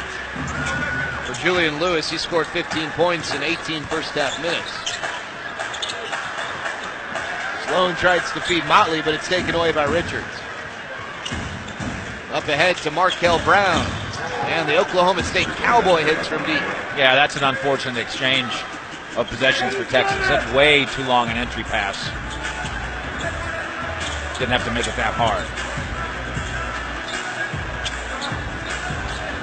Baldwin guarded by the much bigger Hartenstein. They go down low to Motley, and Victor's called for the foul. Well, and clearly the Legends are trying to do something on purpose in getting the ball to Motley, but I'm not sure why the entry passes to him need to be cross-court from 25 feet. There's got to be an easier way. And Bob McKinnon takes Jonathan Motley out. J.J. Avila quick to return to the game here in the second half. Avila gives it up to Baldwin. Threads it to Warney, who's fouled on the way up by Lewis. So Jamil Warney will go to the line with a chance at another 20-point game. Warney with that three he made earlier, now with 19 points. And this season, Warney's averaging 19.5 points per game. He scored 20 in 2 straight. And with a free throw here, he can make it 3 straight. I wonder if maybe on those 2 entry passes, Motley was supposed to come to the ball or make himself a wider target or something, because 2 straight possessions, similar designs, and ugly. Warney hits both free throws. It's the 14th time in 24 games he's scored 20 or more points. Now, Bob McKinnon wasn't happy with something that Jonathan Motley was doing.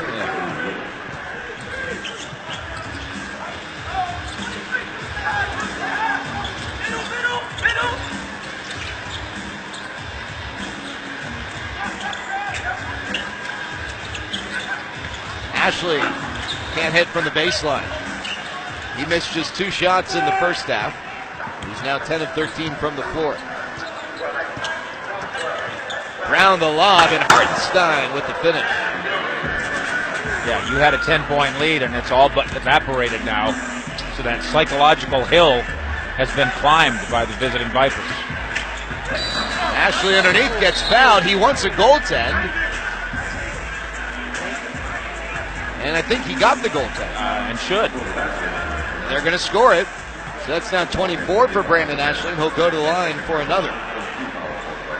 You mentioned Lute Olson earlier, relation that head coach of the Vipers, Matt Brazy, has. Brandon Ashley, an Arizona Wildcat himself. Ashley played on some really good Arizona teams. As a matter of fact, he was on a Sports Illustrated cover, one of those regional covers, previewing the college basketball season a few years back. And the team with Grande Hollis Jefferson and Stanley Johnson, Aaron Gordon, and Caleb Tarzuski, among others. And he was a very critical member of some of those teams. He hits the free throw. And that snaps an 8-0 run for the Vipers. That 3-point play converted by Ashley. Brown will line up another 3. And Ashley tracks down the rebound, his 6th. And then he throws it away.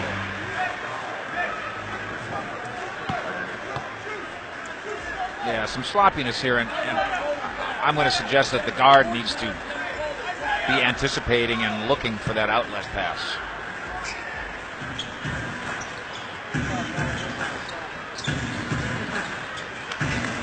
Julian Lewis. And Ashley another rebound.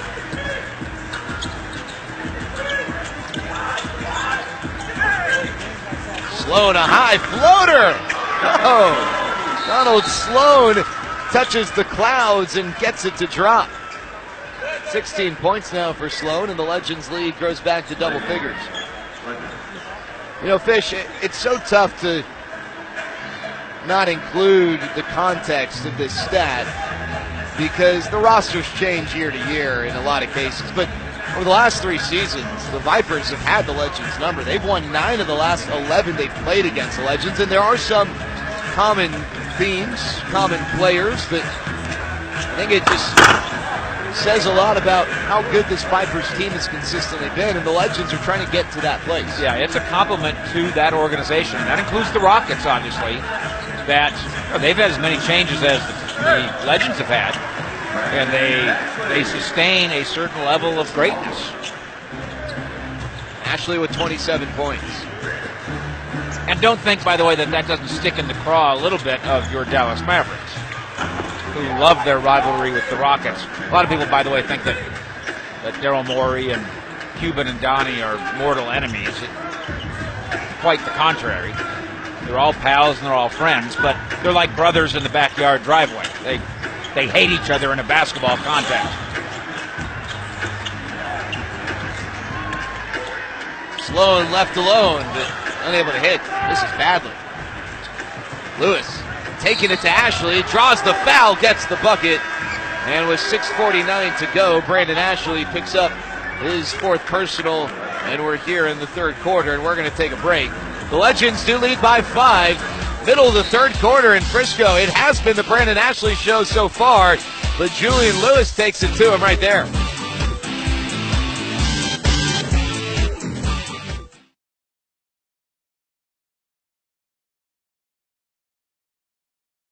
Here, in this league, we're not okay with strong. We go stronger. We don't settle for fast. We go faster. We don't want next. We want next level. Here, we go all out. Because we're all in. This is our league. And here, we don't go for good.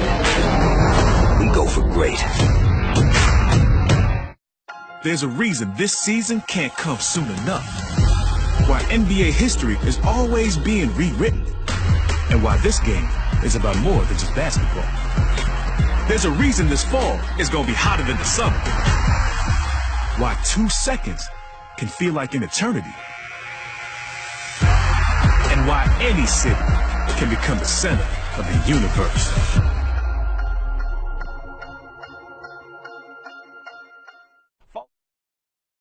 The NBA G League app. With custom news feeds, highlights, and more, it's all you need to keep up with the game. Download for free from the App Store. Hey, take a look at that bad boy up above. Ewing Buick GMC of Plano's teaming up with the Legends to give away a brand new 2018 Buick Encore during the final home game. It's that very car above the playing court, and you can sign up for free today at www.winanewbuick.com or sign up at any Legends home game. The Legends hope that their last home game of the year in the regular season isn't their last home game of the year for good. They want to make the playoffs for the first time since their inaugural season. And they're out to a strong start this year. Now, one thing Bob McKinnon talked about, and we mentioned it earlier, is Legends really haven't gone through the attrition that you might typically go through in a G League season. You look at the roster, you got to believe that Jonathan Motley will go back to the Mavericks at some point. You got to believe that Wade Baldwin's going to go to the Portland Trailblazers, and then there's always the threat of performers like Warney and Sloan getting plucked away. So the Legends might have their toughest hills to come, but for the hand they've been dealt so far, they've taken care of business, winning 16 of their first 27. And then there's attrition on a micro level. And the reason Bob McKinnon is so hot, they thought the call against Brandon Ashley was awful. I think 2 different officials may have given 2 different explanations, and that's Ashley's 4th foul, right? And so there's your attrition in the micro. Brandon Ashley has to go sit down while he's in the middle of having maybe his best game of the year. And Warney uses the window. Warney in the window, and the Legends lead by 7. Yeah, Ashley with 27 points and 7 rebounds tonight easily has been the game's top performer.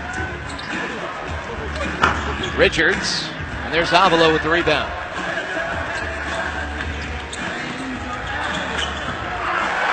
Baldwin able to get a little bit of English on the layup, and the Legends lead goes back to 9. And that's a magnificent finish, but so key to it was the valuing of the ball. The rebound, which goes to a guard, which goes to a guard. Unfortunately for Texas, the Vipers counter with an easy one. Baldwin goes between the legs, crosses over. Nice move, can't finish. But J.J. Avila got position, and he's able to draw the foul. And the Vipers are certainly going through that attrition. It is worth noting that one guy on the roster for the Legends who's not with them tonight is Jalen Jones. Right. And we've got a technical foul called against the Legends. It's going to send Shane Richards to the line.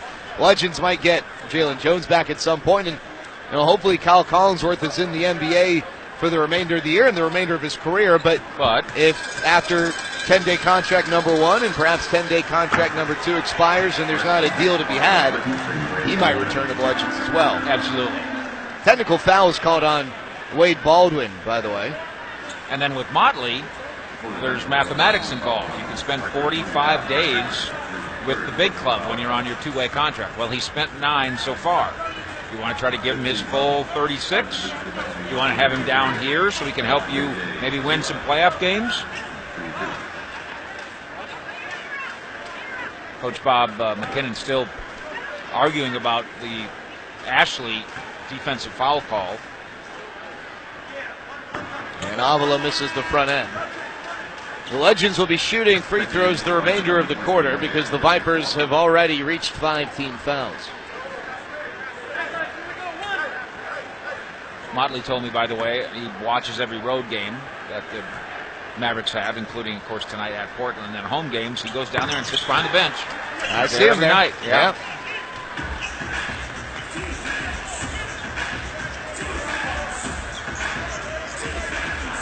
Markel Brown playing in just his second game with the Vipers. Deep 3. And the Vipers within 5. Markel Brown now with 16 points.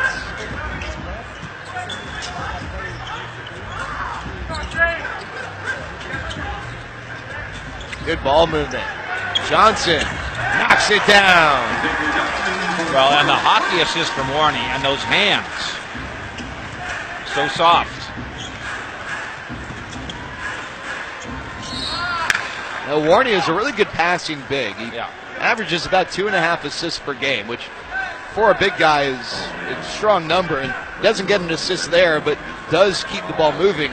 Warney tonight, 23 points, 6 rebounds, 4 assists. Yeah, the easy scouting report on him is wide body who was born to rebound, a guy with exquisite interior touch, and then, as you say, that touch extending to his work as a passer. Here's another call against Texas that they're not going to like. Yeah, Bob McKinnon not very happy about the call on J.J. Avila that sends Chris Walker to the line.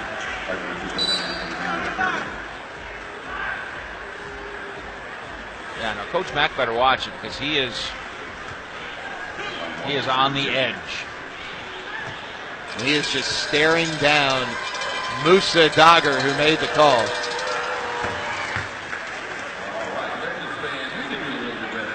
And Walker makes the first free throw. The Legends did a great job getting to the free throw line last night. They've only taken 9 free throws tonight, but the Vipers are about to take their 24th. Well, and do that math with the Legends having so many points in the paint, but no foul calls. And Bob McKinnon is all over the officiating crew. Walker splits the pair, and Johnson gets the rebound.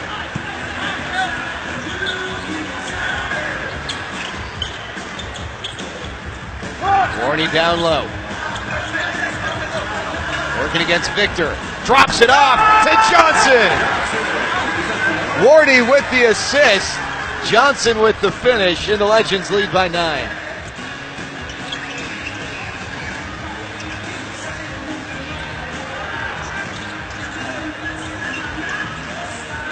Brown guarded tightly by Baldwin. And they get the steal. Baldwin. Fonville. Warney. Oh, can't get it to fall. And a foul called on the rebound. And that's going to send the Vipers to the line. Both teams will be shooting the bonus for the remainder of the quarter. it's impossible to find the distinction between whether or not Coach Bob McKinnon is right in complaining about every single call for the last 3 minutes, or whether that's a product of his intensity. He and this club really need this victory tonight. But Matt doesn't like any call. He doesn't like the call for 5 minutes, 4 minutes. And it really has just so happened that there have been a lot of similar calls, and none of them have gone the way that he'd like them to go. True. A lot of similar type of collisions. Well, the Legends have won 4 straight. They've won 7 of their last 8 as well. They haven't won 5 straight games in 5 years. They're trying to do that here tonight.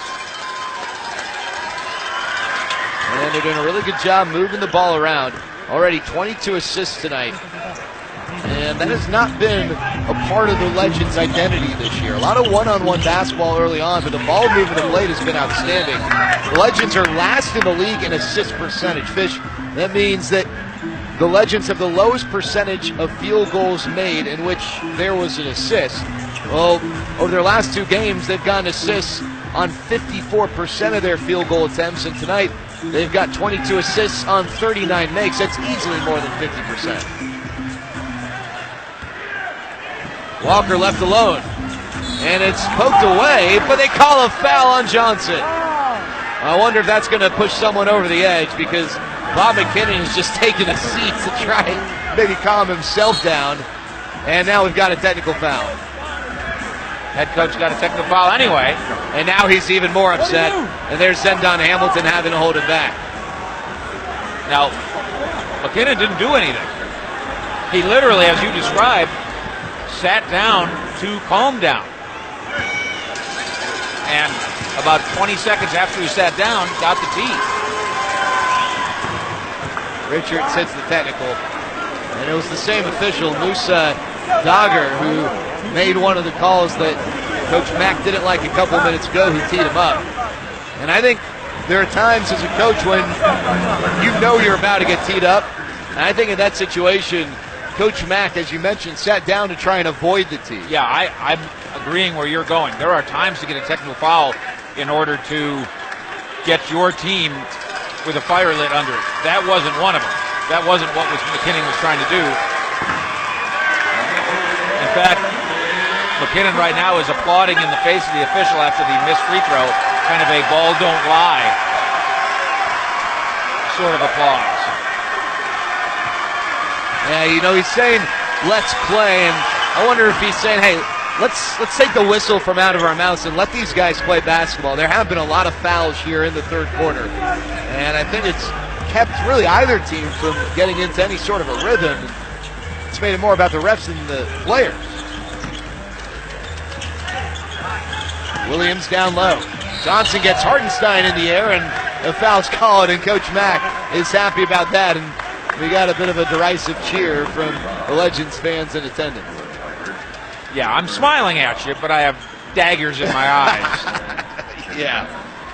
Now, in fairness to the officials, the officiating was not worse than the 2 possessions where the Legends tried to throw entry passes to Motley from 25 feet away cross court. So, to some degree, this mess is of the Legends' own making.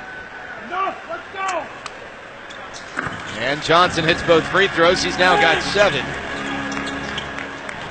The Legends with just 11 bench points tonight. J.J. Avila with 4 and Xavier Johnson with 7. I'd like back the 3-on-1 fast break where Gorney misses the layup. That's great defense, by the way, Fish, there from Johnson. He forces the turnover. And you talked about his defensive efforts in the first half, and we're seeing it again here in the second half. And Baldwin gets in the air and turns it over. And that is one of the things that makes Coach Mack even more upset than perhaps some of the officiating, is when you try and make a pass in the air, sometimes you get caught. Right. Like Wade Baldwin just did with nowhere to go. Because this anger needs to be funneled into intensity. Anger for anger's sake will lose you a game. The Legends can move into first place of the Southwest Division by percentage points over the Vipers with a win. And they're up by 7 here in the third. Richards makes it 4, hitting yet another 3. For Shane Richards, he's now 4 of 8 from deep. All 12 of his points have come from the perimeter.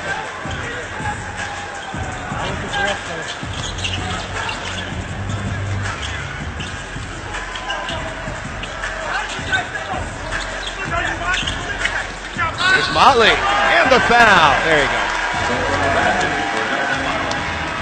They'll send us to a break with 2:42 to go. Jonathan Motley into double figures as the Legends lead bounces back up to 6.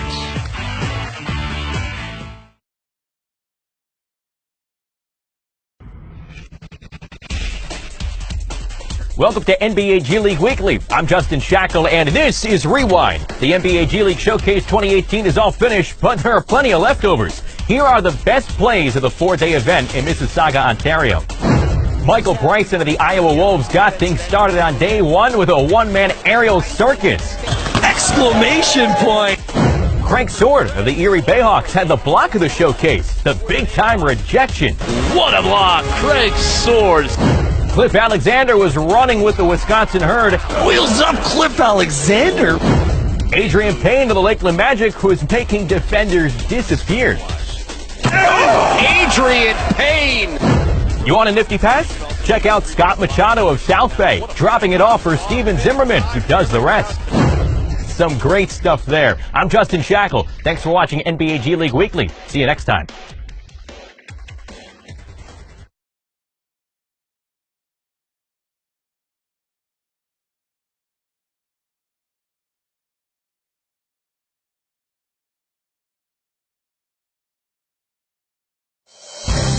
This Legends broadcast brought to you by Kia Motors.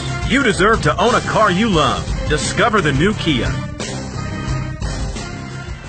The Legends leading the Vipers by 6, and you can catch a Legends game from our Dream Seats. Enter to win the most luxurious seats at a Legends game in the star-powered Dream Seats Lounge. You can sit back, relax, enjoy the game, and comfortable first-class seats. Sign up today at TexLegends.com. Mott has a chance to complete the three-point play after a more conventional entry pass to him. Safe and sound, and then he created after it. And he hits the freebie. So Motley with 12 points, and the Legends lead up to 7. They've led by as many as 11. There have been 7 lead changes tonight, and the Vipers' largest lead, just 5.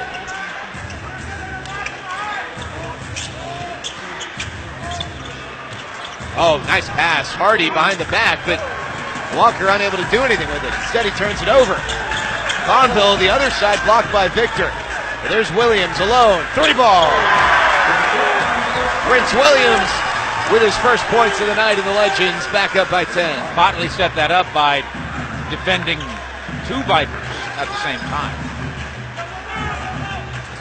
Richards, another 3.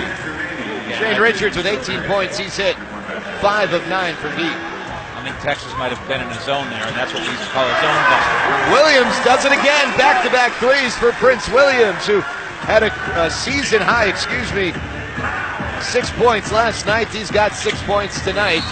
And on the other end, Walker with the drive. No finish, but it will go to the line. That's 5 fouls now on Jonathan Motley. One of the reasons why he's only played 13 minutes tonight. Yeah, so in comes Warney, and Coach Bob McKinnon's going to have to juggle the balls here as Warney's over here. He's so cool. He's telling jokes. He's getting ready to enter the game. Well, Warney regarded as the funniest of the Legends. But the juggling of the balls, the juggling of the minutes. Warney comes in, Motley goes out, Ashley can't come in because of the 4 fouls, so he'll be saved for later in the 4th quarter. And you're going to have to get some work out of Johnson and out of Prince Williams. Walker hits the free throw. We've got a little mini basketball that gets on the court. You know, the Legends lead by 9 fish, and one thing I found interesting looking at the Vipers, and then it got me to look at the Legends, the Vipers have not been very good in close games this year. As a matter of fact, in games decided by 3 points or less, the Vipers are just 2-6.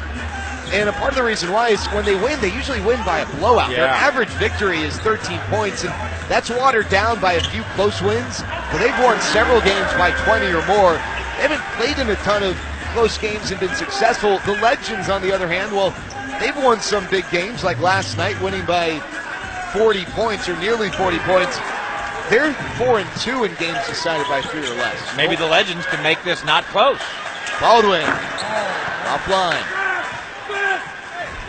Legends match their largest lead of the night as they have an 11-point edge under a minute in the third. Here's a three from Brown, his second three of the quarter. Marco Brown now with 19 points, and the Legends lead down to 8. Let's see if this group with Fonville and company can maintain that lead. Stay ahead 7, 8, 9 points as you close the quarter. Baldwin baseline, but it's going to go the other way. I think Baldwin wanted a foul called. Instead, they say that he stepped out of bounds without a foul. That's the 15th turnover for the Legends tonight. A little out of the ordinary for the team that turns it over fewer than any other team in the league. The Legends turn it over on average just 14 times a game. There's a deep three. Brown playing for the 2 for 1, and he can't hit. 4-second difference. One shot. Johnson has it poked away, and it's stolen by Hardy. Here's the lob, and Walker, able to finish. Not the prettiest of paintings, but a bucket nonetheless. Yeah, the Legends didn't do that right at all. Well, they can hold for the final shot. And they're going to put it in the hands of Baldwin. Fonville, 3 ball. And that's going to end the quarter. Well, the Legends led by as many as 11 just a minute ago, but the lead down to 6, 12 more minutes. First place on the line in Frisco.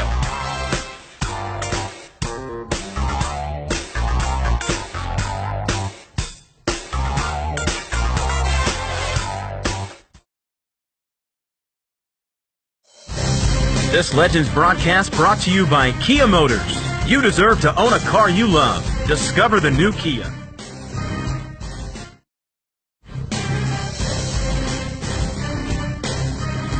Here, in this league, we're not okay with strong. We go stronger. We don't settle for fast. We go faster. We don't want next. We want next level. Here, we go all out because we're all in. This is our league, and here we don't go for good, we go for great. There's a reason this season can't come soon enough. Why NBA history is always being rewritten, and why this game is about more than just basketball. There's a reason this fall is gonna be hotter than the summer. Why 2 seconds can feel like an eternity. And why any city can become the center of the universe.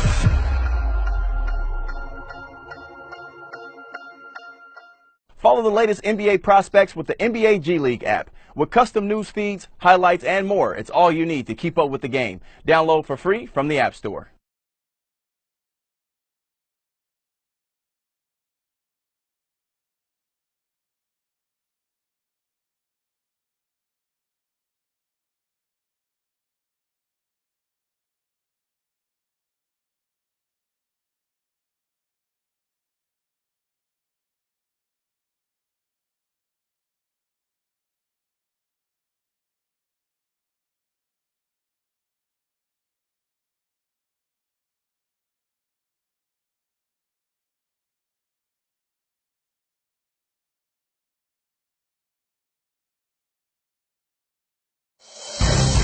This quarter brought to you by Smith Thompson Home Security. Protect your home court with Smith Thompson. 12 minutes. First place on the line. The Legends leading the Vipers 106-100. And if the Legends are able to hold on and get the win, they'll be percentage points ahead of the Vipers for the top spot in the Southwest Division. It's Baldwin, Johnson, Sloan, Ashley, and Warney on the floor for the Legends to start the fourth, and right away, Warney draws a foul on Chris Walker. Legends are going to have to put behind them a poor finish to the third. They didn't get the last shot like they intended. They gave up a fast break layup to a center rim rattler. They missed their last shot on the offensive end and almost committed an offensive foul in the process.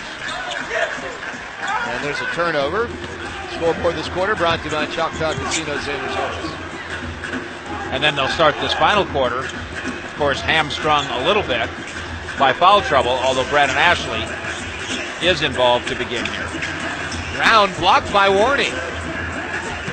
Ashley's been the best player on the floor tonight. 27 points, 8 rebounds. Sloan with a three. And Walker goes up high and gobbles up the rebound. Well, credit this Vipers team. They're playing incredibly shorthanded. And not just in numbers, but in quality. But they've hung around, and there's Ashley committing his 5th foul. On the closeout, I'm not sure that there was a ton of contact there, but Ashley and Motley each with 5 fouls now. That's an unfortunate way to get number 5. Ashley acting as if he's going to stay in the game.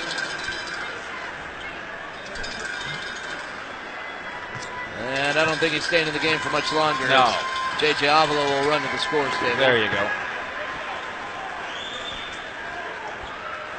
And it's unfortunate that foul trouble is a part of Ashley's night because statistically he has been outstanding, but ultimately he's probably not going to have the minutes he otherwise would. He'll still probably get to 30 minutes, but this was one of those nights where Ashley probably end up with 35, 36 minutes if it weren't for the foul trouble. And that foul was kind of ticky-tacky, if you will. Let's go to Stephanie Odie. Well, I sat down with Brandon last night to talk about his season thus far, and he told me that he's really been focusing on his outside skills. You know, Coach told us earlier that he may not make the shots every night, but he's an all-around player and he's consistent. Well, he stepped up the offense tonight. He's the leading scorer, so looking forward to see what he does to finish it out. Thanks, Stephanie. And hopefully Brandon will get that chance to finish it out. And Warney, a little shimmy, a little shake, and a finish. Legends lead up to 5. Legends now with 64 points in the paint. They average about 58 per game, second best in the G League. Warney then needs to shift gears and be the defensive signal caller. Victor throws it up, and Johnson there for the rebound. Baldwin with the run out. He's taking it right to Richards. The layup is blocked by Walker. They're going to say that there's a foul and no goaltend. So 2 shots coming for Baldwin. Well, I wonder if you can look at that one again.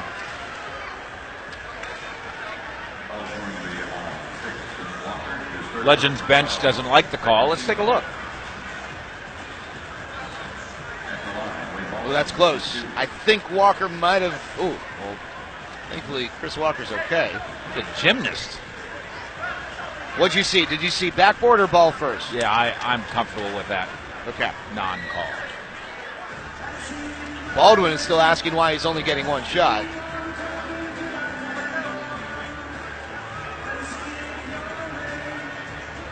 I'm not sure what the discussion at the scores table is, but it'll be 2 shots for Baldwin. Baldwin last night, 12 free throw attempts. The night before, 11.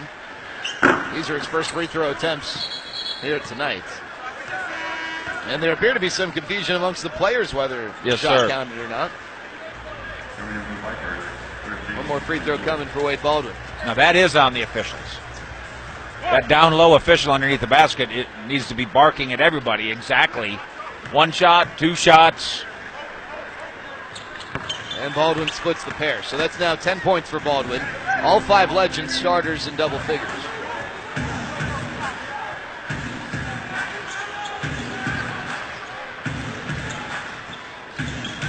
Markel Brown's gotten loose from deep a few times tonight. It's the rolling Walker. And he's fouled, I believe, by Wade Baldwin, who I think not only got charged with the foul, but also got an elbow to the face. Yeah, he says he's okay. Now, if Wade had it to go over again, Maybe he just goes ahead and assaults Walker before the shot goes up. Because he was in no man's land there. And maybe you'd like to see Walker prove that he can make free throws, as he just did there. Walker with 17 points and 7 rebounds tonight. 5 of 10 from the free throw line.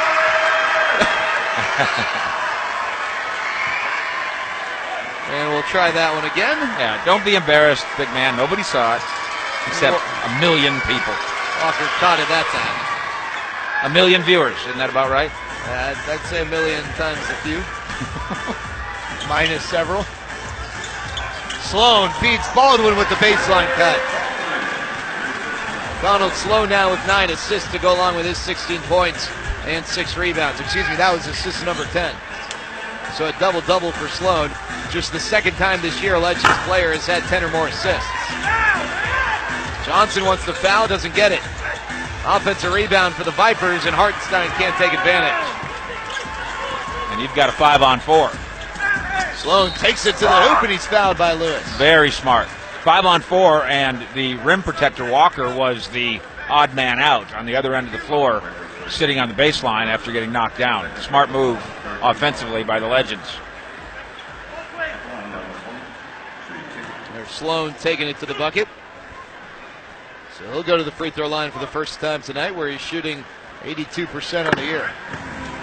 Sloan has a great knack for English on the ball when he's in the air near the bucket, but he'll also initiate contact skillfully, as he did there.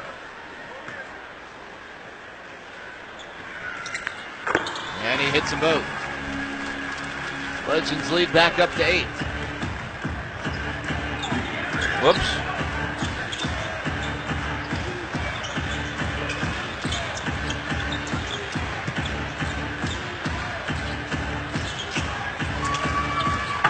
Brown goes by Warney, and he's able to finish. Markel Brown now with 21 points, tied for the team lead with Julian Lewis for the Vipers. Sloan from 3-land hits in the foul. All my agents.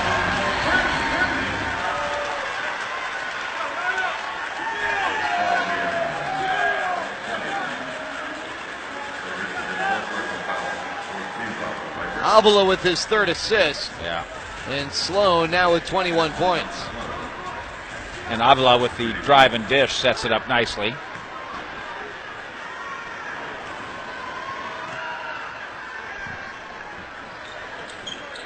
And Sloan completes the 4-point play. The Legends lead back up to 10.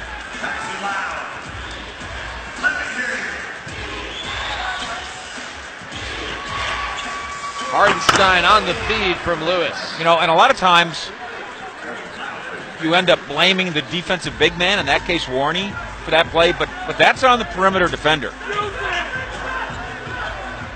Because they didn't do a good enough job slowing things down right off the bat. Absolutely. Sloan will try another 3. He hits again. Oh, it's not quite 9 of 10 like last night, but Donald Sloan now with 4 threes here tonight. 4 of 8 from the perimeter, and he's got 25 points.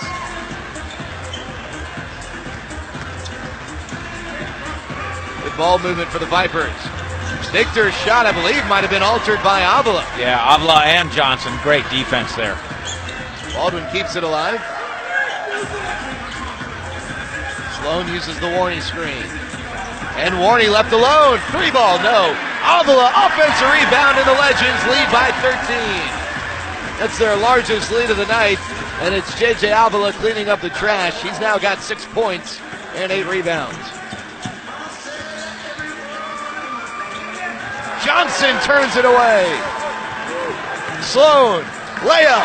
Legends lead by 15. Timeout, Vipers. First place on the line, and the Legends are taking full advantage here in Frisco.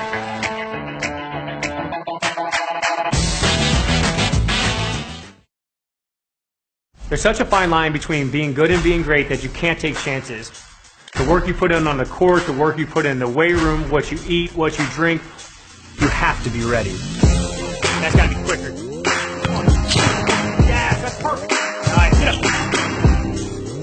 You have to do whatever it takes.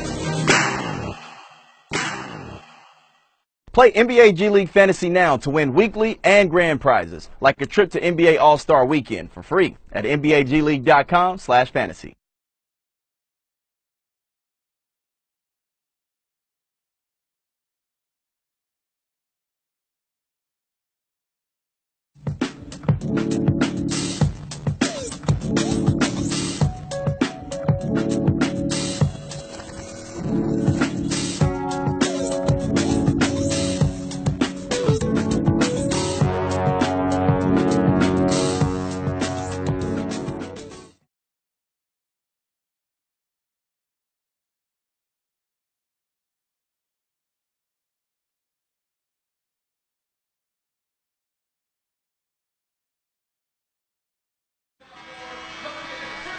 Time now for our North Texas IMD assist of the game. The Legends have 29 assists tonight. Maybe none prettier than this one, in which all 5 Legends got in on the action, ending with a Xavier Johnson 3.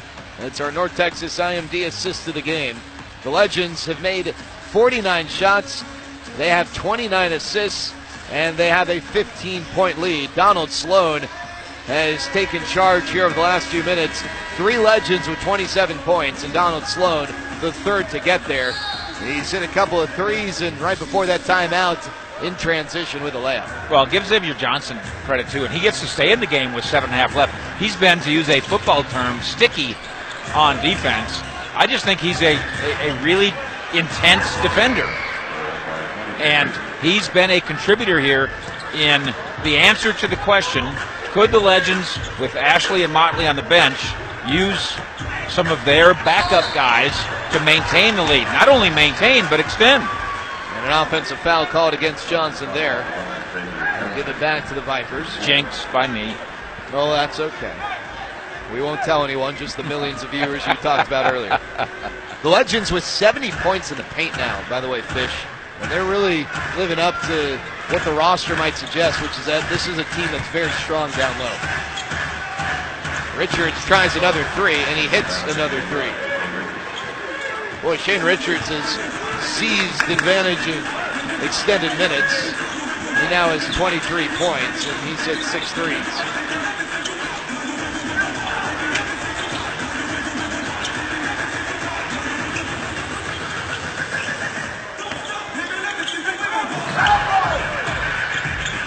Warney, blocked by Hartenstein, and it's a shot clock violation.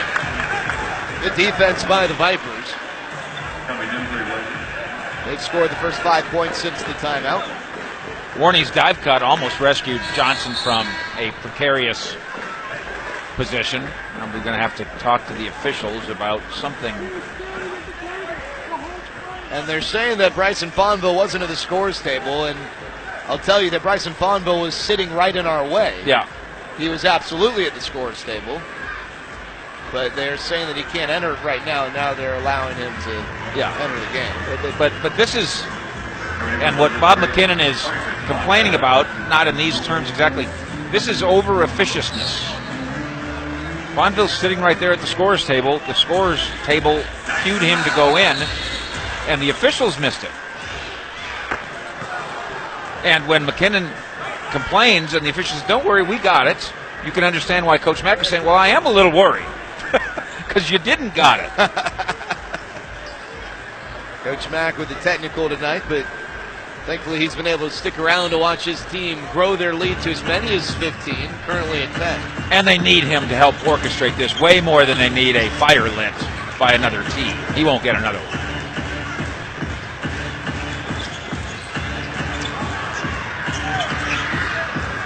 Hartenstein has it poked away by Avila on the way up. That's the 18th turnover charge to the Vipers. Warney inside and off the mark with that one. Vipers running out. Lewis steps through and gets fouled. We got a lot of issues dotting the landscape. Avila got poked in the eye. Now his right ankle rolled over just a little bit.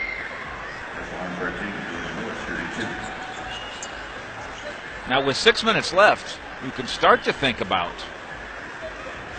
Motley and Ashley. In fact, I think I would.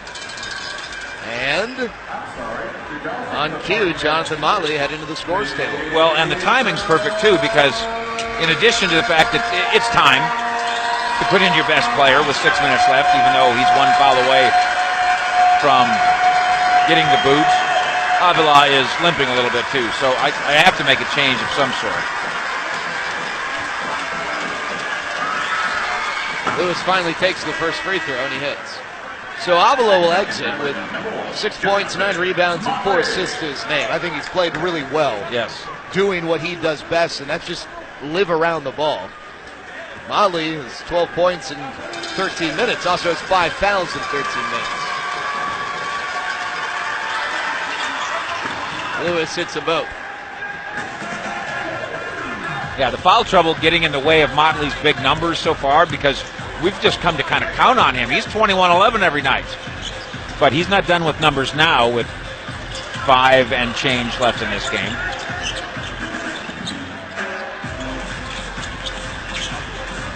Sloan gets it to Motley. 5 on the shot clock. Baldwin tries to keep it alive, but Hartenstein snags it. Motley called for the foul, or was that Sloan? If it's Motley, he's done. And it's Donald Sloan. Yeah, Sloan saying, don't worry, it was me. Meanwhile, the basket counts. So the Legends lead shrinks to 6. And now Brandon Ashley returns to the game. Ashley and Motley both playing with 5 fouls, but this is the time where you got to let those guys eat, and if something happens, something happens. Well, you get a lot bigger with Fonville sitting and Ashley coming in. And then you're right. I think you're helped a little bit by the score. I don't have to hold back too much if I'm one of those guys. Now, if I lose one of them, maybe the other guy's got to hold back a little bit, by which I mean maybe I don't try to block every shot, as Motley just did there.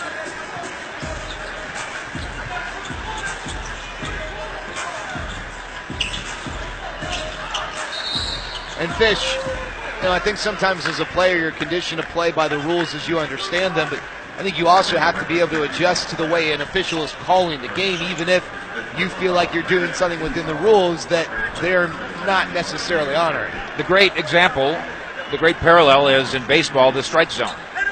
Now, I want to find out in the first inning, are you calling a wide strike zone? If you are, that's fine. I'll make sure I reach my bat across the plate. But let me know, and then don't change it. I think when Bob McKinnon, and maybe the Vipers too, go and grade the officiating in tonight's game, they might accuse the officials of changing the strike zone back and forth. On that entry pass, by the way, Motley gets the benefit of the foul. It was Hartenstein who kind of gave him the business down low. And Motley splits the pair, but he does break the Vipers' 10-0 run. Brown will rise from deep, and he continues his hot shooting night. They won't go away. 24 for Brown, and the Vipers are down by 3. It's really an amazing accomplishment by them. They have no business doing this. No, by record, yes, but again, if you're just joining us, virtually every contributing player for the Vipers is not active or available tonight, and they have just 3 guys on their bench. And I say that with no disrespect to guys like Chris Walker and Markel Brown. Brown is certainly going to be a contributing player. It's just his second game with the Vipers, but no Weber, no Roten, no Hunter, no Morris, no Early. What a finish there by Julian Lewis. Legends lead just 3. Sloan trying to double it, and he's fouled by Victor. And it's the second time tonight that Donald Sloan's been fouled shooting a 3. And he's got 3 free throws coming up. Yeah, it's a compliment, and I know the Vipers know this when they hear us talking about it. Vipers fans, if you're watching this, it's a compliment when we say your team's 8th best player is being asked to be your best player tonight. Sloan hits the first. Donald Sloan out of A&M, went to high school at Seagoville.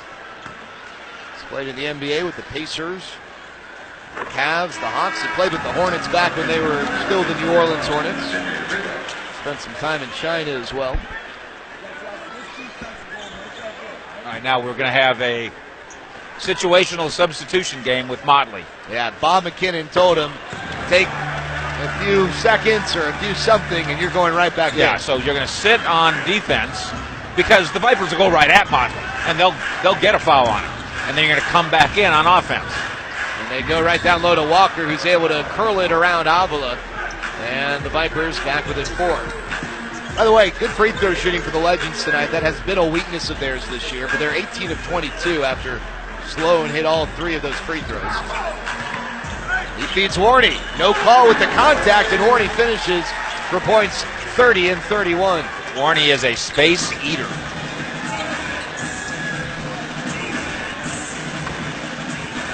Warney season high 33 points. He's 2 off of that. Richards. He has been lethal from deep. Shane Richards with a season high 26 points. This is a guy who's averaging just 11 minutes per game and 5 points per game, benefiting from the absentees.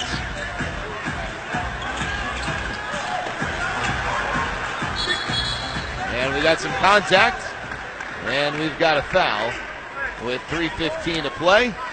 The foul is called against Craig Victor. And Warney and Victor exchanging some words. We've got a timeout on the floor. Well, it's not going to be easy for the Legends. Fish, if they won first place, it's going to be a grind. 3:15 to play. They lead by 3. First place on the line here in Frisco. Such a fine line between being good and being great that you can't take chances. The work you put in on the court, the work you put in the weight room, what you eat, what you drink, you have to be ready. That's got to be quicker. Yes, that's perfect. All right, get up. You have to do whatever it takes. Play NBA G League Fantasy now to win weekly and grand prizes, like a trip to NBA All-Star Weekend for free at NBAGleague.com/fantasy.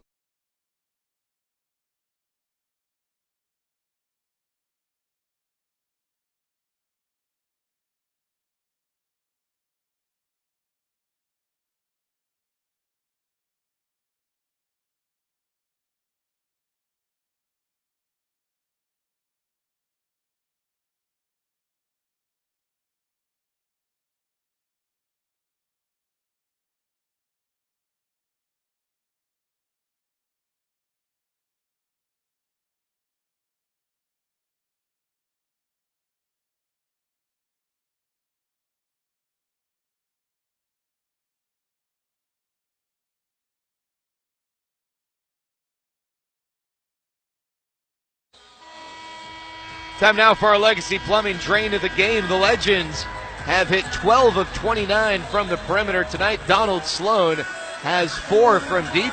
Here's one of them. And the Legends are going to need some good shooting down the stretch. They lead by 3. First place on the line here in Frisco. The Legends led by as many as 15 earlier this quarter, but the Vipers have fought back to make sure that this one is a game all the way to the final whistle. Full credit to the visiting Vipers. By record, of course, they are elite. But the group that they dressed tonight should not be doing this. Yeah, Shane Richards, one of the guys who stepped up. It's just the 3rd time this season he's even scored in double figures. This season high 12, but in nearly 40 minutes, Richards with 26 points. He looks like their ace 3-point marksman who scores 20 points a game tonight. 7 of 11 from the perimeter for Richards. Just trying to get away from Brandon Ashley, and Brandon Ashley, I think, might have just been called for his 6th foul. Well, and Richards craftily went and engaged Brandon Ashley. And I wrestle with you, and you wrestle with me, and if I win, you're out of the game. And that is the 6th foul on Brandon Ashley, who's pleading his case to no avail. And Brandon Ashley is telling Donald Hudson, who said, "I hear you." He said, "No, you obviously don't hear me." And I can't blame him for the frustration. Ashley with a season-high 27 points tonight. He was outstanding while he was on the floor. Unfortunately, Ashley was only able to log 6 minutes in the second half, in which he scored 5 points because of that foul trouble. Again, though, the official's not necessarily wrong. We didn't get the greatest look at it, but Brandon Ashley's got 5 fouls, so the Vipers go up to him and start wrestling with him and see what the officials will do. You got a 50-50 crack at it. Remember, Jonathan Motley still hanging out on the bench with 5 fouls. And with the Vipers back within 1, you wonder how long until Mott's back on the floor. On offense and defense. Yeah. No more situational substitutions, I bet you, during the next break. Baldwin in and out from deep. And we've got a foul on Warney. That's the 3rd personal call against Jamil. Both teams, though, in the bonus. And free throws coming for the Vipers. They trail by 1. Now, we can make our wide strike zone argument again here. That kind of wrestling underneath the basket, Warney's been doing that the entire game. That's part of what he does. And that time, unlike the previous 45 minutes of this game, he got called for it for the first time all game. I think that's why. At the free throw line, he's shooting just 40%, but he hits the front end. And that's why Coach Bob McKinnon's on the sideline, and he's laughing, but it's not funny. We're all tied up. This is the 11th time this ball game's been tied tonight. The Legends have led for the entirety of the second half. Craig Victor can change that right here.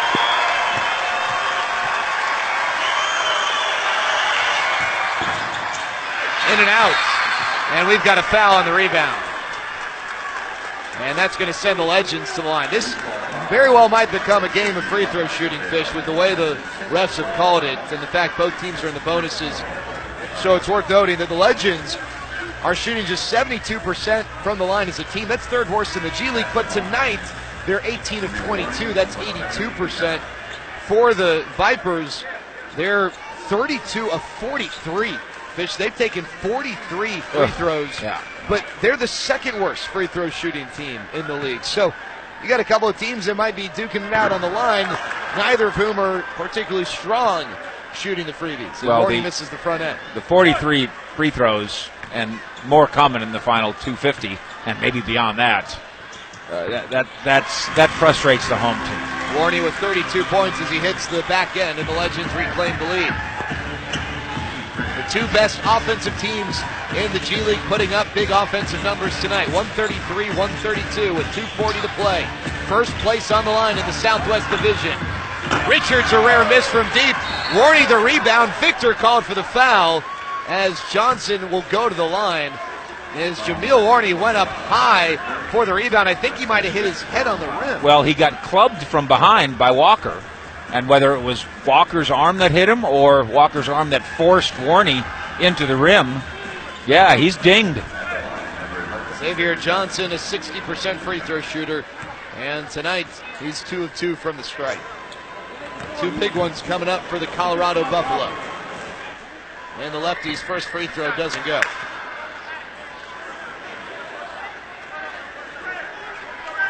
The Legends trying to win their 5th straight game.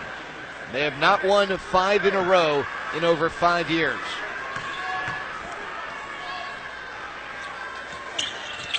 And Johnson splits the pairs, and the Legends lead up to 2. The Vipers were down by as many as 15 points this quarter. Richards and Markel Brown have helped get them back in the game with the play of Chris Walker down low, also a big factor. Victor gets it to Walker, up and under, and it's out of bounds. A big turnover with 2:17 to play gives it back to the Legends. Specific play call from Coach Mack, and no Motley after a whistle and possession. Maybe you're saving him for one final crack at it. Motley on the bench with 5 fouls. Brandon Ashley has already fouled out.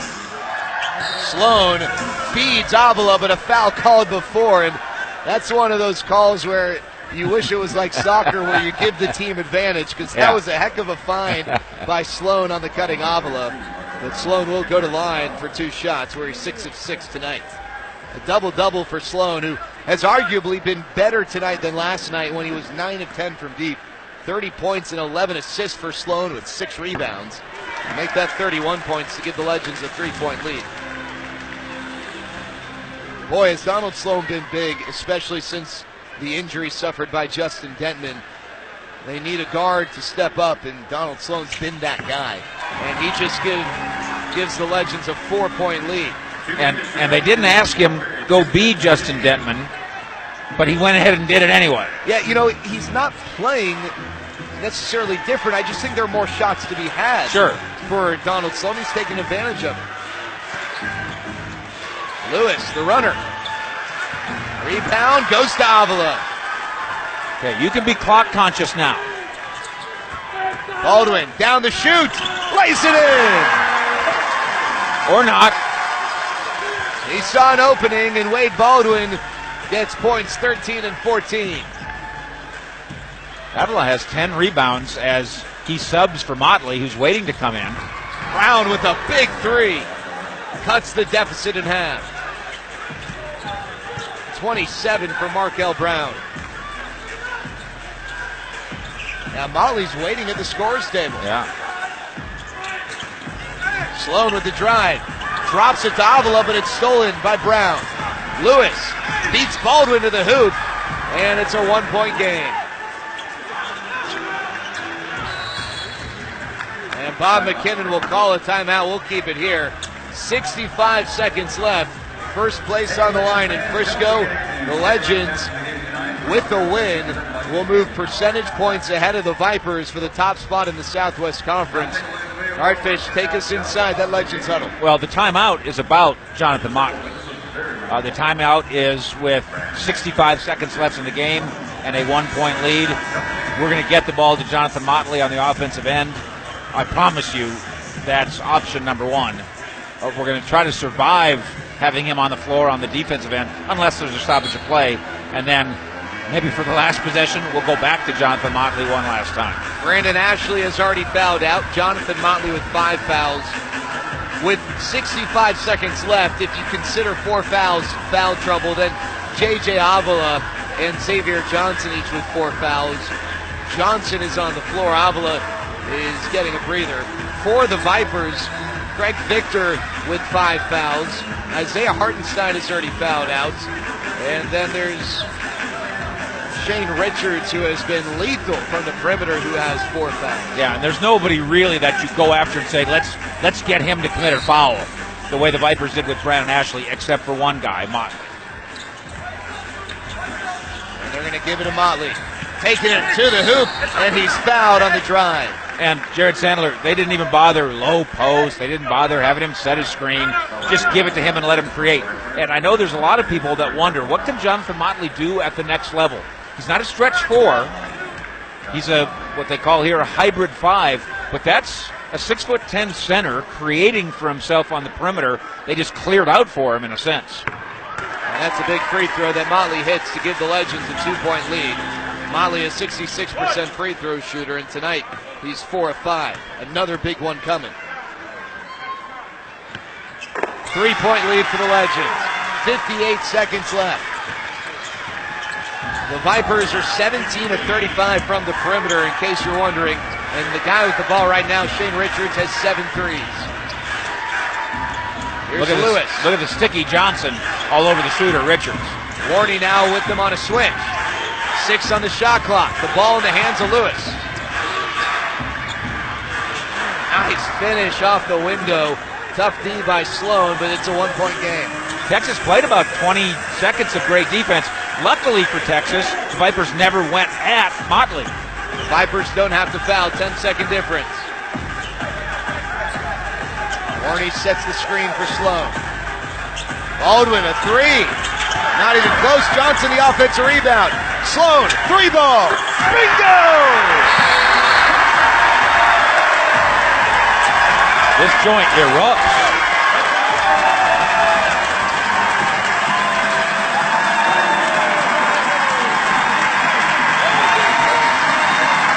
Xavier Johnson keeps the possession alive, and Donald Sloan with a season-high 35 after that big shot to give the Legends a 4-point lead. Xavier Johnson deserves a lot of credit for doing so many of the little things that we salute Brandon Ashley for doing. Johnson's been that guy tonight. Sticky on defense, and there just picking up some garbage underneath to keep alive the possession and set up what the Legends would love to think is the game winner. All right, Fish, 11 seconds left. Take us inside that Vipers huddle. Matt Brazy trying to draw something up. You obviously got to talk about more than just one possession. Yeah, you don't have much time to say, let's get the quickest, best shot, because the Legends can choose to take away the perimeter or take away the interior. Obviously, the ball advances across half court. That'll help the Vipers a bit. It's Lewis inbounding with Warney, trying to make it difficult guarding him. Put a big body on the inbouncer, but not Motley. He's got to be a rim protector. Brown guarded by Motley. The bucket and the foul, and that's 6 on Jonathan Motley. And that's exactly what you didn't want if you're the Legends. Not only is Motley disqualified, but in general, you don't want the foul in this situation. Oh, the Vipers did everything right. And we're obviously somewhat Legends-centric. I think that's fair to say. But what lovely execution by the Vipers to go after the guy who they've got to get out of the game if they have a hope of winning it. And they not only do that, they get the bucket and the foul as well. So there's going to be an and one opportunity coming for Markel Brown. The Legends currently lead by 2. A timeout called. Bob McKinnon undoubtedly wants to take a chance to figure out what he's going to do without Jonathan Motley, but there is actually a challenge on the floor. Let's see if we can figure out what exactly is being challenged here.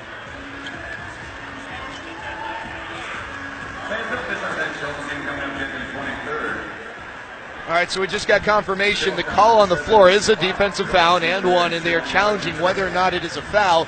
This is something you can't do in the NBA. This is a developmental league on so many levels.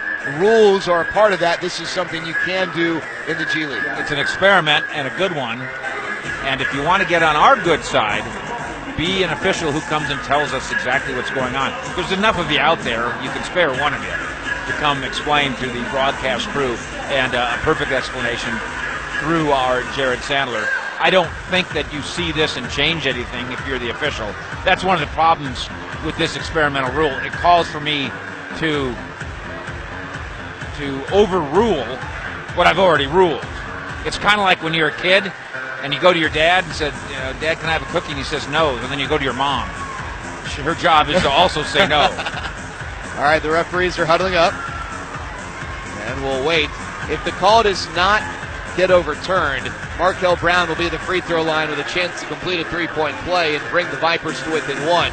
In that case, the Legends are going to have to inbound the ball, and then there likely will be a foul situation. And if you're the Legends, you're going to do everything you can to get the ball in the hands of Donald Sloan. And I have no doubt, Fish, that Bob McKinnon, in that little gathering, not technically a timeout, but essentially the same thing, also drew up a play to try and get Donald Sloan the ball with the Vipers creating pressure in the backcourt. They have confirmed the call. It is an unsuccessful challenge, and Markel Brown will go to the line with a chance to complete this three-point play and bring the Vipers to within a point. You got to get a lot of things illustrated in that non-timeout. The first thing you're concerned about is let's box out on the free throw. Good gosh almighty, let's not give up an offensive rebound on a missed free throw. And then you're right, and there'll be a designed play, probably with a screen near the end line and the baseline, and the ball will be in the hands of Sloan. First place on the line in Frisco. Got a box out. Who's got it? Warney. And they foul him. Boys, you got to box out. That one hung on the rim. And Jameel Warney is going to go to the free throw line with a chance to make this a two-possession game if he hits them both. Once again, there's two sides to every coin, so we're yelling box out. But watch the Vipers go after this. All right, they go and initiate all sorts of action, and the Legends are very fortunate to have the wide-bodied Warney to pull down the rebound. 32 points, 7 rebounds for Jameel Warney. And the 67% free throw shooter misses the first. If he makes this, it's a three-point game. Either way, the Vipers will have at a minimum a chance to tie with 4 seconds left. you would have loved to embrace a 4-point lead. Now you have to deal with realisms. The Vipers with 1 timeout remaining. Warney hits the back end. So Matt Brazy uses his final timeout, and with 4 seconds left, the Vipers will draw up a play to try and extend this ball game. All right, Fish, you got options. Markel Brown has hit 5 threes. Shane Richards has hit 7 threes. Both will be on the floor. If you're the Legends, who you sticking on who? Yeah, the first thing I'm doing, if I'm Bob McKinnon, is making sure that the emotions are properly funneled. After Warney hit the second free throw, he started yapping. And a couple members of the Vipers were getting upset with him until they realized, oh, he's just yapping at himself for having missed the first free throw. So get the yapping out of it and funnel the emotion in the right direction. Richards, certainly as a perimeter shooter, is the guy to eyeball, and you'll put Wade Baldwin on him.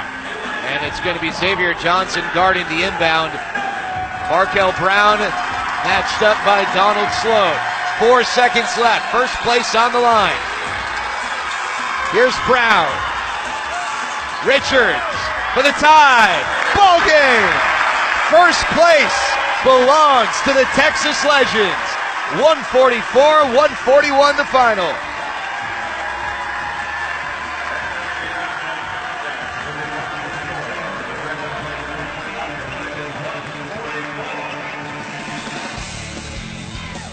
Well, it was a fun one. The Vipers didn't make it easy, but the Legends are percentage points ahead of Rio Grande Valley, and maybe a small win for the Mavericks over the Rockets with this one tonight. Back with the postgame next.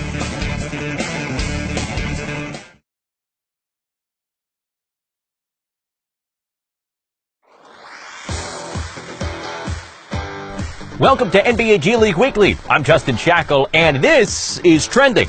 Over 4 days in Mississauga, Ontario, the NBA G League Showcase produced some incredible plays and spectacular performances. It's too bad there were only 5 spots on the All-NBA G League Showcase first team. Antonio Blakeney of the Windy City Bulls earned his spot with a great showcase by averaging just over 32 points in 2 games. The highlight was a 42-point effort against the Sioux Falls Skyforce. He connected on 19 of 30 shots from the floor, and he also had 8 assists. Joel Bollenboy of the Wisconsin Herd was brilliant in the showcase. He averaged 25.5 points and 13 rebounds, including a 27-point effort against the Austin Spurs. Jonathan Motley of the Texas Legends played all out all the time and was a double-double machine. For the showcase, he averaged 23.5 points and 13 rebounds a game, excelling on both ends of the floor. Daniel Hamilton of the Oklahoma City Blue averaged just over 20 points a game and posted a triple-double against the Fort Wayne Mad Ants. His stat line in that game, 19 points, 13 rebounds, and 13 assists. Impressive. Rounding out the first team is Emil Jefferson of the Iowa Wolves. Jefferson sparked a furious 21-point comeback against the Canton Charge. In the team's 198 victory, he had 29 points and pulled down 15 rebounds. Thanks for watching NBA G League Weekly. I'm Justin Shackle. See you next time.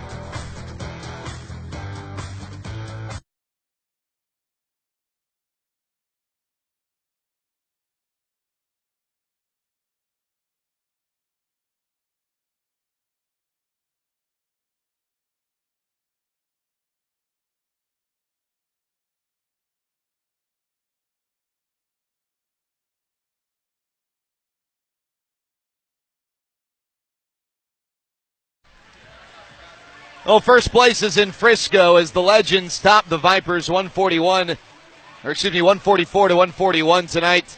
The Legends now percentage points ahead of the Vipers with this victory. And the Legends were up by 15 in that fourth quarter, Fish. But I guess if you're going to wrestle first place away from a team, it probably should go down to the last possession. Yeah, and I give so much credit. A lot of credit to the Vipers for being in position to come and make that thing interesting at the end. You didn't like the final shot. I thought it was kind of what you would have to draw up. That was the right guy. I guess my issue is they inbound it with 4 seconds left, and Markel Brown kind of dribbles a couple times, and all of a sudden you give it to Shane Richards, a smaller guy, with a little more than a tick left. I kind of thought the play was to get it to one of them off the inbound. Probably Markel Brown because he's better at creating for himself. But either way, good defense by the Legends. No doubt. They're in the final stand, and that's one reason why they've been so good in close ball games this year. It also speaks to the intensity and importance of this game. The two coaches did not come meet for handshakes. Bob McKinnon did. His counterpart did not. Well, the Legends with a 3-point victory. There were several people who were stars tonight, but Brandon Ashley really got things going early with more than 20 points in the first half. He has a season-high 27, even though he barely played in the second half because of foul trouble. 27 points and 8 rebounds for Brandon Ashley, and right now he joins Stephanie Odie. Well, Brandon, we saw a new side of you tonight. You told me that you're focusing on playing around, that you're trying to be more of an all-around player. Coach even commented on that earlier. But tonight you had a season high of 27 points. You had 3 blocks and 3 assists. But how do you feel about it tonight?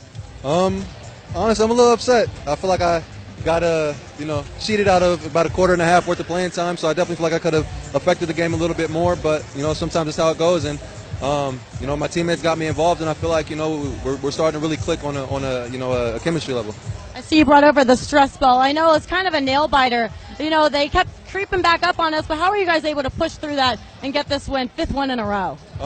Just sticking to our principles, playing our style of defense, playing our game, pushing the ball, and really just not letting them, change the game and put their tempo on the game. We wanted to make sure that we kept our handprint on the game. We got a couple more at home, and the team's really working on it together. They're vibing. So how do you keep this going? Just stay a close-knit group. I feel like we've done a really good job of playing together, keeping the chemistry rolling. And I feel like as long as we continue to do that, we'll be perfectly fine. Well, we got another one. Next time we go for 6. Hey, thanks, Stephanie, and thanks to Brandon for joining Stephanie, our star power player of the game. All right, Fish, let's take a look. The new look Southwest Division standings as the Legends beat the Vipers by 3. It says that they're even but percentage points ahead. Now, of course, the two teams haven't played the same amount of games. They will ultimately at the end of the year. But for now, we'll enjoy the fact that the Legends are barely ahead of the Vipers. But there's still a lot of basketball to be played, Fish, and it continues at home on Tuesday. The Legends have won 5 straight for the first time in more than 5 years, and they're going to try and make it 6 in a row the next time they take the court. It's game number 4 of this 5-game homestand, and the Legends have barely been at home all year, Fish. They're certainly taking advantage of the home court here this past week. Well, the 6 in a row is a sweet number. That graphic is a sweet graphic. And Brandon Ashley's not wrong. We all needed a stress ball tonight. Well, the Legends are victorious by 3 points here tonight.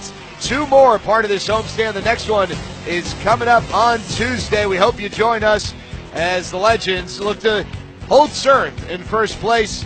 The Legends on Tuesday will be taking on the Reno squad that has given them problems this year. For Stephanie Odie and Mike Fisher, I'm Jared Sandler. The Legends are in first place, 144-141 the final. So long, everybody, and have a wonderful night.